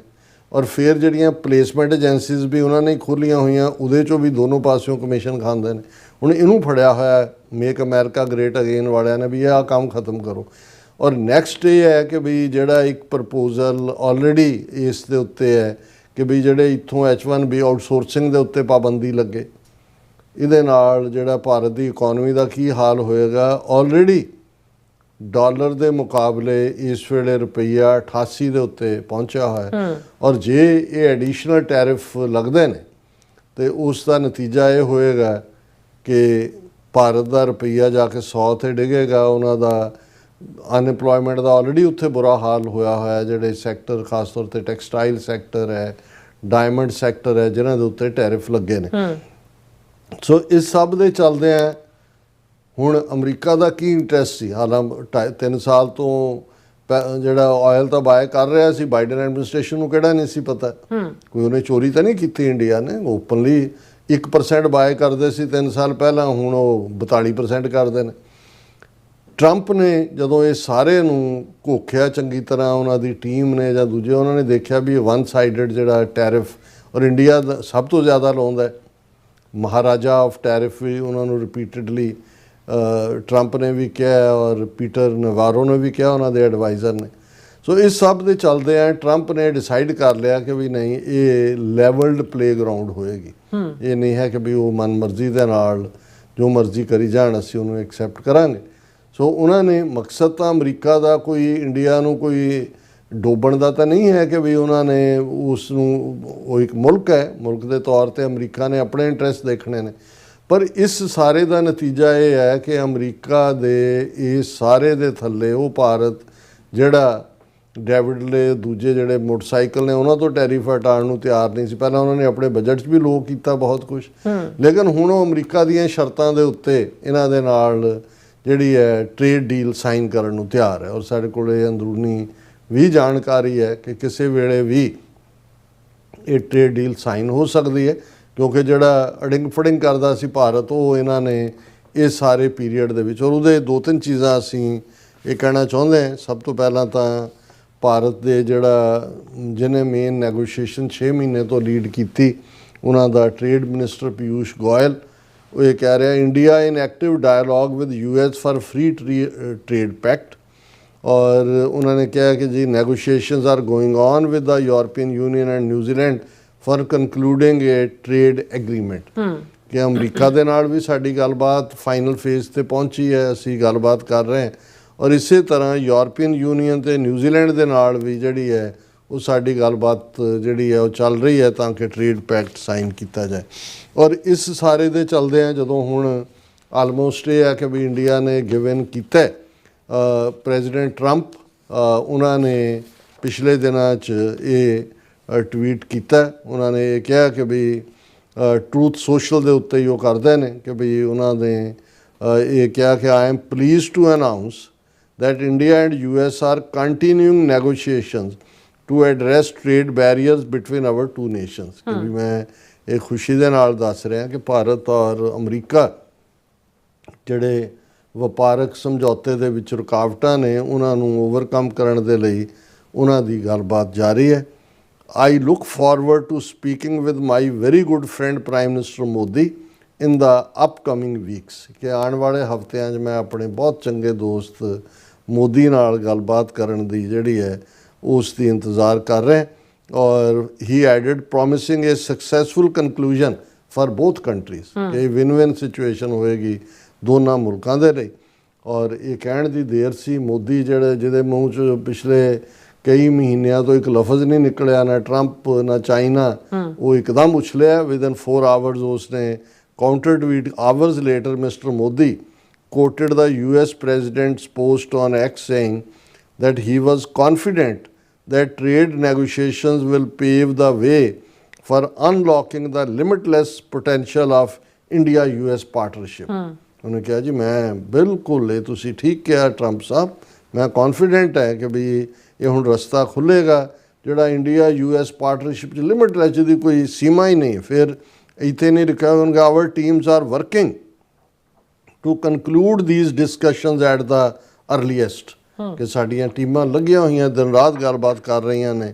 ਔਰ ਦੂਸਰਾ ਔਰ ਨਾਲ ਦੀ ਨਾਲ ਮੋਦੀ ਨੇ ਇਹ ਵੀ ਕਿਹਾ ਵੀ ਅਸੀਂ ਤੇ ਭਾਰਤ ਔਰ ਅਮਰੀਕਾ ਦਾ ਜਿਹੜੇ ਨੇ ਉਹ ਨੈਚੁਰਲ ਅਲਾਈ ਨੇ। ਇਸ ਦੇ ਉੱਤੇ ਕਾਂਗਰਸ ਨੇ ਚੁਟਕੀ ਵੀ ਲਈ ਹੈ। ਉਹਨਾਂ ਨੇ ਕਿਹਾ ਵੀ ਇਹ ਕਿਹੜੇ ਪਾਸਿਓਂ Congress questions PM Modi's natural partners remark on India US tie ਵੀ ਆ ਜੋ ਤੁਹਾਡੇ ਨਾਲ ਹਸ਼ਰ ਕੀਤਾ ਜਿਹੜੇ ਠੁੱਡ ਮਾਰੇ ਨੇ ਮੂੰਹ ਤੇ ਤੁਹਾਡੇ ਕਾਲਖ ਪੋਚੀ ਹੈ ਛੱਤਰ ਭਿਉਂ ਕੇ ਮਾਰੇ ਨੇ, ਇਹ ਨੈਚੁਰਲ ਪਾਰਟਨਰ ਵਾਲੀ ਗੱਲ ਹੈ। ਔਰ ਇਹ ਸਾਰੇ ਦੇ ਚੱਲਦੇ ਆ ਜਿਹੜੀ ਓਵਰਆਲ ਸਾਡੇ ਵੀਰ ਆਬਜ਼ਰਵੇਸ਼ਨ ਸੈਂਟਰ ਤੋਂ ਉਹਨਾਂ ਨੇ ਸਾਨੂੰ ਇਹ ਲਿਖਿਆ ਵੀ, ਉਹਨਾਂ ਨੇ ਫਤਿਹ ਬੁਲਾ ਕੇ ਕਿਹਾ ਕਿ ਵੀ ਇਹ ਜਿਹੜਾ ਹੁਣ ਨਰਿੰਦਰ ਮੋਦੀ ਨੇ ਟਵੀਟ ਕੀਤਾ ਇਸ ਦੇ ਉੱਤੇ, ਉਹਨਾਂ ਨੇ ਨਰਿੰਦਰ ਮੋਦੀ ਦੇ ਟਵੀਟ ਨੂੰ ਫੁੱਲੀ ਕੋਟ ਕੀਤਾ ਕਿ India and US are close friends and natural partners. ਕਿ ਅਸੀਂ ਤਾਂ ਬੜੇ ਨੇੜੇ ਦੇ ਦੋਸਤ ਤਾਂ ਗਊ ਦੇ ਜਾਏ ਦੋਸਤ partner. I am confident that our trade negotiations will pave the way for unlocking the limitless potential of the India-US partnerships. Our teams are working to conclude these discussions at the earliest. I am also looking forward to speaking with President Trump. We will work together to secure a brighter, more prosperous future for both our people. ਕਿ make America great again ਸੀ, make India great again ਜਦੋਂ ਇਹਨੇ ਪਹਿਲੀ speech ਕੀਤੀ। ਮੁੜ ਕੇ ਐਸਾ India great again ਕਿਹਾ ਕਿ ਵੀ Trump ਨੇ ਕਿਹਾ ਵੀ ਇੰਡੀਆ ਜਾ ਕੇ ਡਾਰਕੈਸਟ ਡੀਪੈਸਟ ਚਾਈਨਾ ਦੀ ਕੱਛ 'ਚ ਵੜ ਗਿਆ। ਨਾਲ ਦੀ ਨਾਲ ਉਹਨਾਂ ਨੇ ਕਿਹਾ ਵੀ ਤੁਹਾਨੂੰ ਬਾਏ ਬਾਏ ਜੀਓ ਹੁਣ ਰੂਸ ਔਰ ਚੀਨ ਦੇ ਨਾਲ। ਤਾਂ ਹੁਣ ਇਹ ਨੈਚੁਰਲ ਪਾਰਟਨਰ ਤੇ ਦੂਜੇ ਤੀਜੇ ਬਣ ਗਏ ਨੇ। ਔਰ ਇਹ ਸਾਡੇ ਵੀਰ ਨੇ ਕਿਹਾ ਕਿ ਵੀ in a victory for Sikh narrative Modi and Indian foreign policy experts have started copying Sikh lexicon to please US administration, but it might be too late for India as they have been caught pants down with BRICS and Russia। ਕਿ ਵੀ ਹੁਣ ਉਹ narrative ਉਹੀ ਜਿਹੜਾ ਸਿੱਖ style ਹੈ ਉਹਨੂੰ ਇਸਤੇਮਾਲ ਕਰਨਾ ਚਾਹੁੰਦੇ ਨੇ, ਪਰ ਇਹ ਕਾਫੀ ਲੇਟ ਹੋ ਚੁੱਕਾ ਵੀ ਆਲਰੇਡੀ। ਜਿਵੇਂ ਇਹਨਾਂ ਨੇ ਇੰਡੀਆ ਨੇ ਆਊਟਰੀਚ ਕੀਤੀ ਬ੍ਰਿਕਸ ਦੇ ਨਾਲ, ਰਸ਼ੀਆ ਦੇ ਨਾਲ, ਉਹਦੀ ਲਿਮੋ 'ਚ ਜਾ ਕੇ ਘੰਟਾ ਬਹਿ ਕੇ ਹੀ ਕਰਦਾ ਰਿਹਾ। ਪੁਤਿਨ ਰਸ਼ੀਅਨ ਦੇ ਵਿੱਚ ਹੱਸਦਾ ਰਿਹਾ, ਇਹ ਗੁਜਰਾਤੀ ਦੇ ਵਿੱਚ ਹੱਸਦਾ ਰਿਹਾ। ਔਰ ਇਹ ਸਾਰੇ ਦੇ ਚੱਲਦੇ ਆ ਜਿਹੜਾ ਅਸੀਂ ਸਮਝਦੇ ਹਾਂ ਕਿ ਵੀ ਇਹ ਜਿਹੜਾ ਪੈਕਟ ਹੈ ਇਹ ਤਾਂ ਹੋਏਗਾ ਪਰ ਅਮਰੀਕਾ ਦੀਆਂ ਟਰਮਸ ਦੇ ਉੱਤੇ ਹੋਏਗਾ। ਔਰ ਜਿਹੜੀਆਂ ਪਾਲਿਸੀਜ਼ ਹੁੰਦੀਆਂ ਨੇ ਅਸੀਂ ਡਿਸਕਸ ਕਰਾਂਗੇ ਕਿ ਡਿਪਲੋਮੇਸੀ ਦੇ ਵਿੱਚ ਔਰ ਪ੍ਰੈਕਟੀਕਲ ਵਿਹਾਰ ਦੇ ਵਿੱਚ ਕੀ ਫਰਕ ਹੁੰਦਾ ਹੈ। ਇੱਕ ਲਫ਼ਜ਼ ਹੁੰਦੇ ਨੇ, ਲਫ਼ਜ਼ਾਂ ਦਾ ਸ਼ਬਦ ਜਾਲ ਹੁੰਦਾ ਹੈ, ਫਲਾਵਰੀ ਵਰਡਸ ਹੁੰਦੇ ਨੇ। ਇੱਕ ਕਿਰਦਾਰ ਹੁੰਦਾ ਹੈ ਕਿ ਵੀ ਔਨ ਦਾ ਟੇਬਲ ਕੀ ਲੈ ਕੇ ਆਇਆ। ਔਰ ਫਿਰ ਜਦੋਂ ਐਂਡ ਹੁੰਦੀ ਆ ਕੋਈ ਡੀਲ ਤੇ ਉਹ ਕਹਿੰਦੇ ਆ ਕਿ ਵੀ ਵਟਸ ਇਨ ਯੋਰ ਪਲੇਟ, ਵੀ ਇਹ ਦੱਸੋ ਗੱਲਾਂ ਬਹੁਤ ਸੋਹਣੀਆਂ ਹੋਈਆਂ, ਤੁਸੀਂ ਬਹੁਤ ਸੋਹਣੇ ਹੋ, ਤੁਸੀਂ ਬਹੁਤ ਚੰਗੇ ਹੋ, ਤੁਹਾਡਾ ਮੁਲਕ ਬਹੁਤ ਪਿਆਰਾ ਹੈ, ਤੁਹਾਡਾ ਕਲਚਰ ਸਾਡੇ ਨਾਲ ਮਿਲਦਾ, ਪਰ ਇਨ ਦਾ ਐਂਡ ਤੁਹਾਨੂੰ ਕੀ ਦਿੱਤਾ ਉਹਨਾਂ ਨੇ। ਔਰ ਇਸ ਦੇ ਉੱਤੇ ਵੀ ਅਸੀਂ ਗੱਲਬਾਤ ਕਰਾਂਗੇ।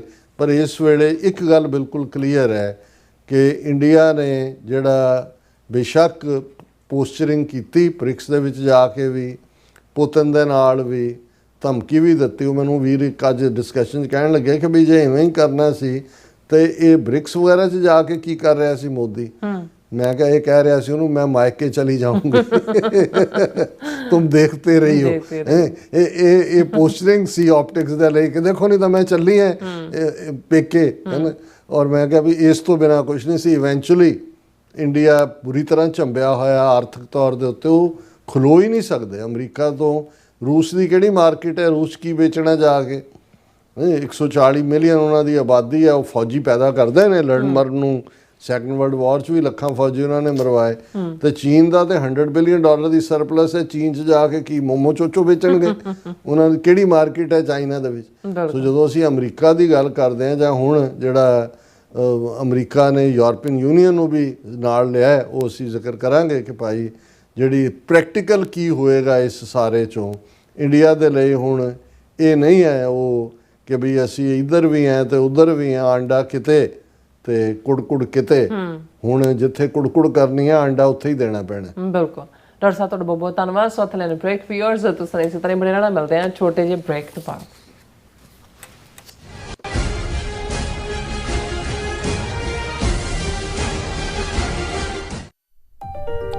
FBI ਤੋਂ ਮੈਂ ਹਾਂ ਸੁਖਵੀਰ ਕੌਰ ਤੇ ਹੁਣ ਸੁਣੋ FBI ਵੱਲੋਂ ਜ਼ਰੂਰੀ ਜਾਣਕਾਰੀ। ਸਾਡੇ ਦੇਸ਼ ਅਮਰੀਕਾ ਵਿੱਚ ਬਾਹਰਲੇ ਦੇਸ਼ਾਂ ਦੀਆਂ ਸਰਕਾਰਾਂ ਵੱਲੋਂ ਅੰਤਰਰਾਸ਼ਟਰੀ ਦਬਾਅ ਪਾਇਆ ਜਾ ਰਿਹਾ ਹੈ। ਇਸ ਨੂੰ ਰੋਕਣ ਲਈ FBI ਨੂੰ ਤੁਹਾਡੇ ਸਹਿਯੋਗ ਦੀ ਲੋੜ ਹੈ। ਵਿਦੇਸ਼ੀ ਸਰਕਾਰਾਂ ਜਾਂ ਉਹਨਾਂ ਦੇ ਮੁਲਾਜ਼ਮਾਂ ਜਾਂ ਮੁਖਬਰਾਂ ਵੱਲੋਂ ਅਮਰੀਕਾ ਵਿੱਚ ਵਸਦੇ ਕਿਸੇ ਵੀ ਇਨਸਾਨ ਨਾਲ ਕੀਤੇ ਜਾ ਰਹੇ ਅੰਤਰਰਾਸ਼ਟਰੀ ਦਬਾਅ ਦੀਆਂ ਕੁਝ ਕਿਸਮਾਂ ਇਹ ਨੇ: ਨਿਗਰਾਨੀ ਰੱਖਣੀ, ਪਿੱਛਾ ਕਰਨਾ, ਤੰਗ ਪਰੇਸ਼ਾਨ ਕਰਨਾ, ਅਗਵਾ ਕਰਨ ਦੀ ਕੋਸ਼ਿਸ਼ ਜਾਂ ਉਸ ਤੇ ਸਰੀਰਕ ਹਮਲਾ ਕਰਨਾ, ਅਤੇ ਧਮਕੀਆਂ ਤੇ ਡਰਾਵੇ ਰਾਹੀਂ ਜ਼ਬਰਦਸਤੀ ਕਿਸੇ ਭਾਈਚਾਰੇ ਜਾਂ ਵਿਅਕਤੀਆਂ ਬਾਰੇ ਜਾਣਕਾਰੀ ਇਕੱਠੀ ਕਰਨ ਦੀ ਕੋਸ਼ਿਸ਼ ਕਰਨੀ, ਕਿਸੇ ਨੂੰ ਉਸ ਦੇ ਮੂਲ ਦੇਸ਼ ਨੂੰ ਮੁੜਨ ਲਈ ਮਜਬੂਰ ਕਰਨਾ ਜਾਂ ਮੂਲ ਦੇਸ਼ ਵਿੱਚ ਵਸਦੇ ਉਸ ਦੇ ਰਿਸ਼ਤੇਦਾਰਾਂ ਨੂੰ ਡਰਾਉਣਾ ਜਾਂ ਹਿਰਾਸਤ ਵਿੱਚ ਲੈਣਾ, ਕਿਸੇ ਦੇ ਕੰਪਿਊਟਰ ਜਾਂ ਫੋਨ ਨੂੰ ਹੈਕ ਕਰਕੇ ਉਸ ਦੀ ਨਿੱਜਤਾ ਤੇ ਹਮਲਾ ਕਰਨਾ ਜਾਂ ਉਸ ਬਾਰੇ ਇੰਟਰਨੈਟ ਤੇ ਕੂੜ ਪ੍ਰਚਾਰ ਕਰਨਾ, ਕਿਸੇ ਦੀਆਂ ਵਿੱਤੀ ਜਾਇਦਾਦਾਂ ਨੂੰ ਜ਼ਬਤ ਕਰਨਾ। ਜੇ ਤੁਹਾਨੂੰ ਲੱਗਦਾ ਹੈ ਕਿ ਤੁਸੀਂ ਅੰਤਰਰਾਸ਼ਟਰੀ ਦਬਾਅ ਦੇ ਸ਼ਿਕਾਰ ਹੋ ਤਾਂ FBI ਨੂੰ ਹੁਣੇ ਕਾਲ ਕਰੋ 1-800-CALL-FBI ਜਾਂ 1-800-225-5324 ਤੇ ਸੰਪਰਕ ਕਰੋ। ਤੇ ਜੇ ਤੁਹਾਡੇ ਲਈ ਅੰਗਰੇਜ਼ੀ ਵਿੱਚ ਗੱਲ ਕਰਨਾ ਮੁਸ਼ਕਲ ਹੈ ਤਾਂ ਤੁਸੀਂ ਪੰਜਾਬੀ ਵਿੱਚ ਗੱਲ ਕਰਨ ਲਈ ਕਹਿ ਸਕਦੇ ਹੋ, ਜਾਂ FBI ਦੀ ਵੈਬਸਾਈਟ tips.fbi.gov ਤੇ ਆਪਣੀ ਸ਼ਿਕਾਇਤ ਦਰਜ ਕਰਾਓ।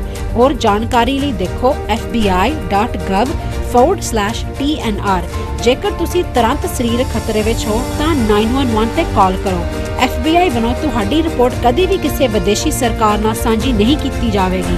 FBI ਦਾ ਮਨੋਰਥ ਅਮਰੀਕਾ ਵਿੱਚ ਵਸਦੇ ਲੋਕਾਂ ਦੀ ਰੱਖਿਆ ਕਰਨਾ ਅਤੇ ਯੂਨਾਈਟਿਡ ਸਟੇਟਸ ਦੇ ਸੰਵਿਧਾਨ ਨੂੰ ਕਾਇਮ ਰੱਖਣਾ ਹੈ।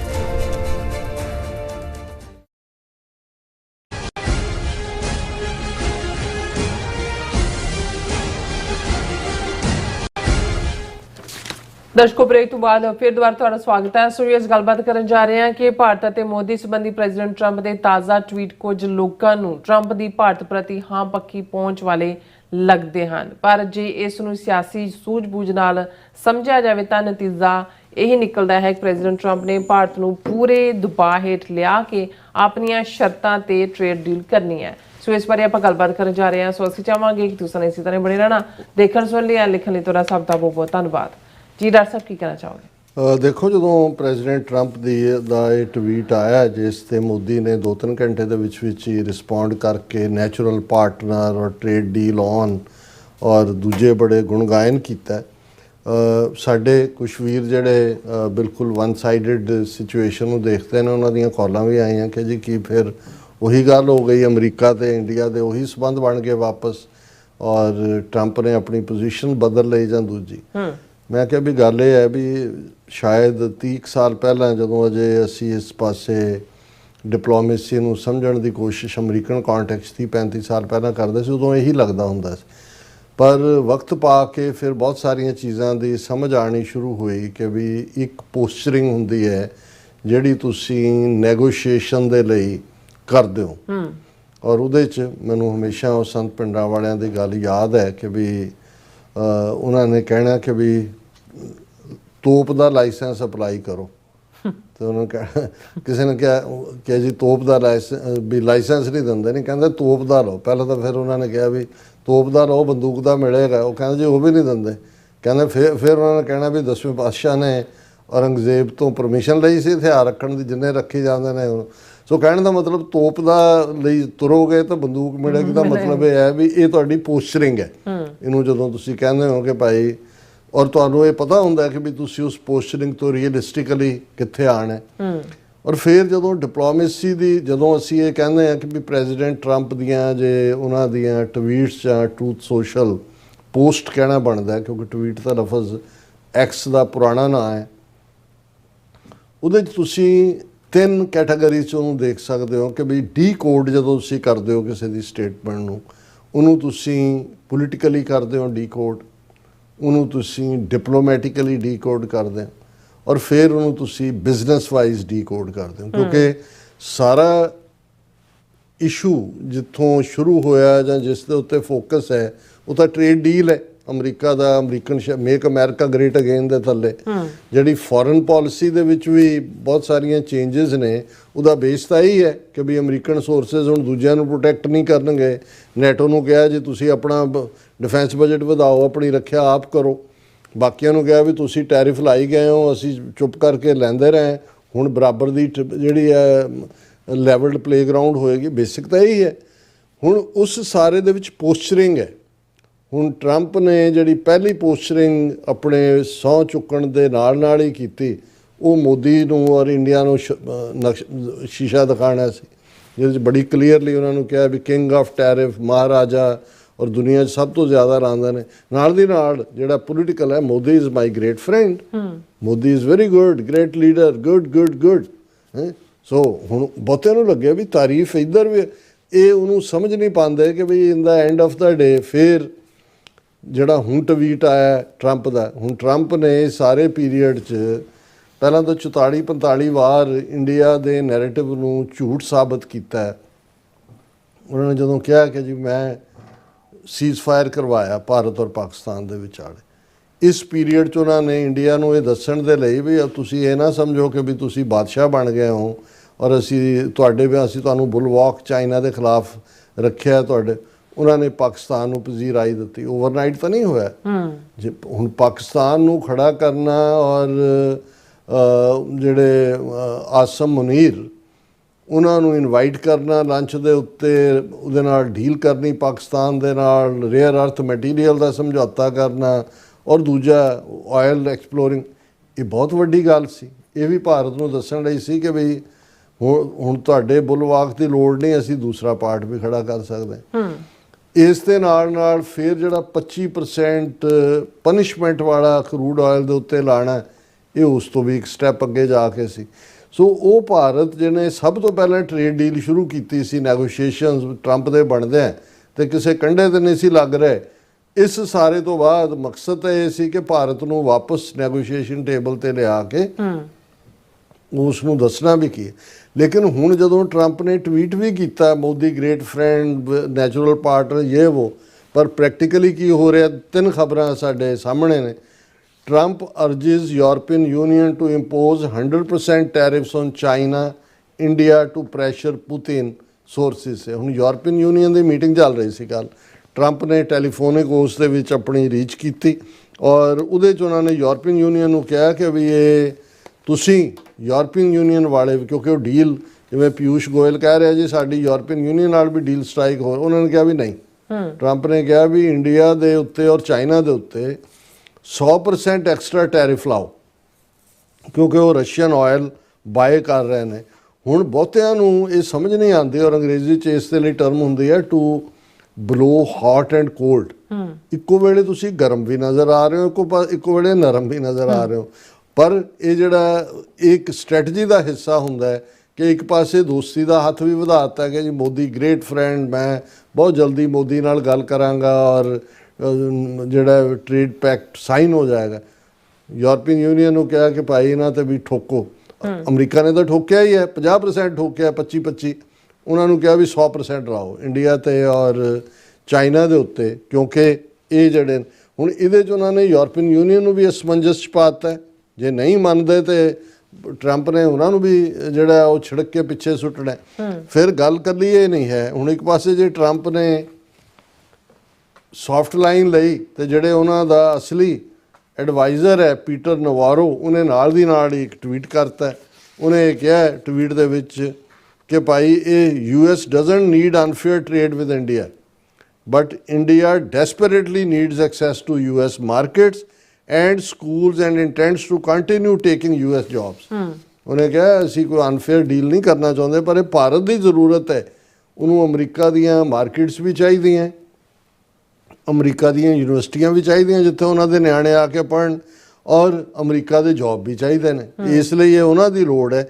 ਨਾਲ ਦੀ ਨਾਲ ਉਹਨਾਂ ਨੇ ਕਿਹਾ ਵੀ India fuels Russia's war chest, India ਰੂਸ ਦਾ ਖਜ਼ਾਨਾ ਭਰ ਰਿਹਾ ਵਾਰ ਚੈਸਟ ਦਾ। India is protectionist with sky high tariffs, ਉਹਨਾਂ ਨੇ ਖੁਦ ਸਕਾਈ ਹਾਈ ਅਸਮਾਨ ਨੂੰ ਛੂਹਣ ਵਾਲੀਆਂ ਟੈਰਿਫਸ ਲਾਈਆਂ ਹੋਈਆਂ ਨੇ। ਔਰ US runs A massive trade deficit with India, ਔਰ ਉਹਨੇ ਕਿਹਾ ਜੀ ਸਾਡਾ ਬਹੁਤ ਜ਼ਿਆਦਾ ਟ੍ਰੇਡ ਡੈਫਿਸਿਟ ਹੈ, ਪਰ ਅਸੀਂ ਜਿਹੜਾ ਅਨਫੇਅਰ ਟ੍ਰੇਡ ਡੀਲ ਨਹੀਂ ਚਾਹੁੰਦੇ।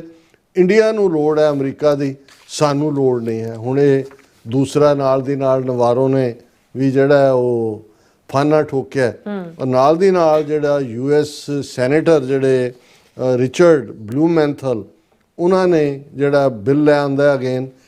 ਹੁਣ ਇਹ ਖਬਰ ਹੈ ਇਹਨਾਂ ਦੀ, US senator sanctions bill targets India China over Russian oil, ਜਿਹੜਾ ਪ੍ਰਪੋਜ਼ ਲੈਜਿਸਲੇਸ਼ਨ ਲਿਆਂਦਾ ਗਿਆ ਹੈ।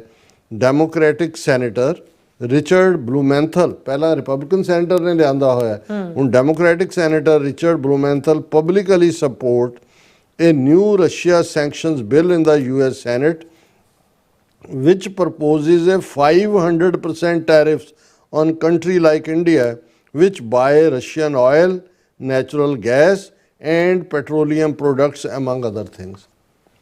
यूरोप खुद 50% अमरीका ने लाया, यूरोपियन यूनियन ਨੂੰ ਕਹਿ ਰਹੇ 100% ਲਾਓ ਇੰਡੀਆ ਚਾਈਨਾ ਤੇ।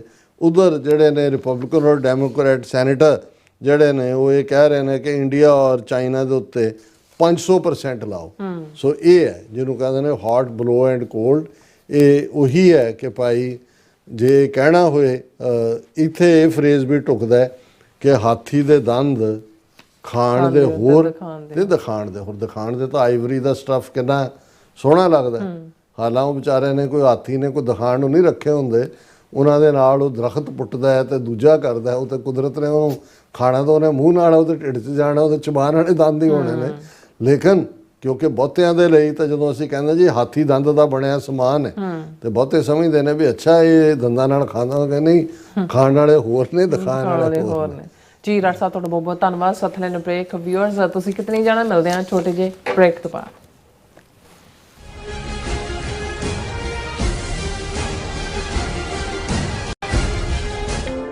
ਸਿਗਨੇਚਰ ਟਰੱਕ ਸਰਵਿਸ ਰਾਊਟ 81 ਉੱਤੇ ਐਗਜ਼ਿਟ 235 ਤੇ ਟਰੱਕਰ ਵੀਰਾਂ ਲਈ 24 ਘੰਟੇ ਰੋਡ ਸਰਵਿਸ ਦੀ ਸੁਵਿਧਾ ਮੌਜੂਦ।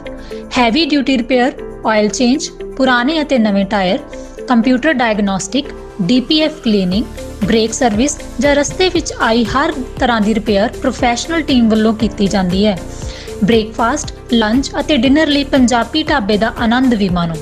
ਡਰਾਈਵਰ ਅਤੇ ਟਰੱਕ ਆਪਰੇਟਰ ਵੀਰ ਡਿਸਪੈਚ ਦੀ ਸਰਵਿਸ ਲਈ ਸਾਡੇ ਨਾਲ ਸੰਪਰਕ ਕਰਨ। Signature truck service 58 triangle drive, wares cave, Virginia 24486। ਸਰਕਾਰੀ ਅੱਤਵਾਦ ਨੂੰ ਠੱਲਣ ਵਾਲੇ ਕੌਮੀ ਸ਼ਹੀਦ ਭਾਈ ਦਿਲਾਵਰ ਸਿੰਘ ਅਤੇ ਲਾਵਾਰਸ ਲਾਸ਼ਾਂ ਦੇ ਵਾਰਸ ਭਾਈ ਜਸਵੰਤ ਸਿੰਘ ਖਾਲੜਾ ਦੀ ਸ਼ਹਾਦਤ ਨੂੰ ਸਮਰਪਿਤ ਮਹਾਨ ਸ਼ਹੀਦੀ ਸਮਾਗਮ ਆਉਂਦੀ 14 ਸਤੰਬਰ 2025 ਦਿਨ ਐਤਵਾਰ ਨੂੰ ਗੁਰਦੁਆਰਾ ਸਿੱਖ ਕਲਚਰਲ ਸੁਸਾਇਟੀ ਨਿਊਯਾਰਕ ਵਿਖੇ ਕਰਵਾਇਆ ਜਾ ਰਿਹਾ ਹੈ। ਖਾਲਿਸਤਾਨ ਅਫੇਅਰਸ ਸੈਂਟਰ ਦੇ ਸੰਚਾਲਕ ਡਾਕਟਰ ਅਮਰਜੀਤ ਸਿੰਘ ਵਿਸ਼ੇਸ਼ ਤੌਰ ਤੇ ਇਸ ਸਮਾਗਮ ਵਿੱਚ ਹਾਜ਼ਰੀ ਲਵਾਉਣਗੇ। Gurdwara Sahib Prabandhak committee, Doaba Sikh association, Sikh youth of America ਸਮੇਤ ਸਮੂਹ ਪੰਥਕ ਜਥੇਬੰਦੀਆਂ ਵੱਲੋਂ ਆਪ ਸਭ ਨੂੰ ਇਸ ਸਮਾਗਮ ਵਿੱਚ ਹਾਜ਼ਰੀ ਲਵਾਉਣ ਲਈ ਪੁਰਜ਼ੋਰ ਬੇਨਤੀ ਕੀਤੀ ਜਾਂਦੀ ਹੈ। ਵਧੇਰੇ ਜਾਣਕਾਰੀ ਲਈ ਆਪ ਹੇਠ ਦਿੱਤੇ ਨੰਬਰਾਂ ਤੇ ਸੰਪਰਕ ਕਰ ਸਕਦੇ ਹੋ।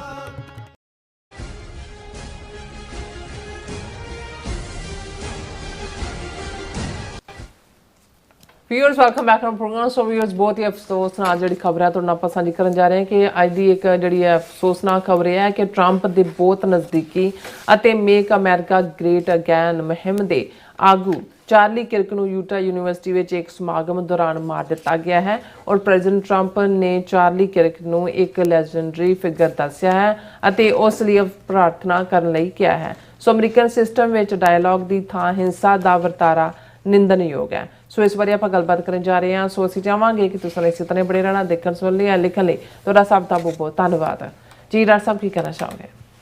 ਦੇਖੋ, ਗੁਰੂ ਨਾਨਕ ਪਾਤਸ਼ਾਹ ਦੀ ਬਾਣੀ ਨੂੰ ਜਦੋਂ ਅਸੀਂ ਕੋਟ ਕਰਦੇ ਹਾਂ ਤਾਂ ਮੈਂ ਦੇਖਦਾ ਹਾਂ ਵੀ ਜੀਵਨ ਦੇ ਕਿੰਨੇ ਪਹਿਲੂਆਂ 'ਤੇ ਉਸ 'ਚੋਂ ਸਾਡੇ ਲਈ ਗਾਈਡੈਂਸ, ਫਰਮਾਨ, ਡਾਇਰੈਕਸ਼ਨ ਨਿਕਲਦੀ ਹੈ।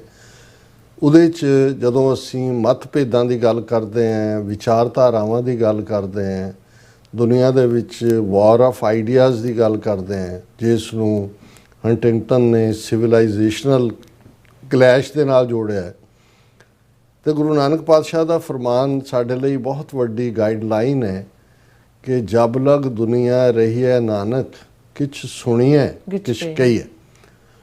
ਹੁਣ ਇਹ ਡਾਇਲੌਗ ਹੈ ਔਰ ਗੁਰੂ ਨਾਨਕ ਪਾਤਸ਼ਾਹ ਨੇ ਲਗਭਗ 30 ਸਾਲ ਤੋਂ ਜ਼ਿਆਦਾ ਸਮਾਂ ਜਿਹੜਾ ਉਦਾਸੀਆਂ ਦੇ ਵਿੱਚ ਗੁਜ਼ਾਰਿਆ। ਉਦਾਸੀ ਸਫ਼ਰ ਨੂੰ ਕਹਿੰਦੇ ਨੇ, ਟਰੈਵਲਸ।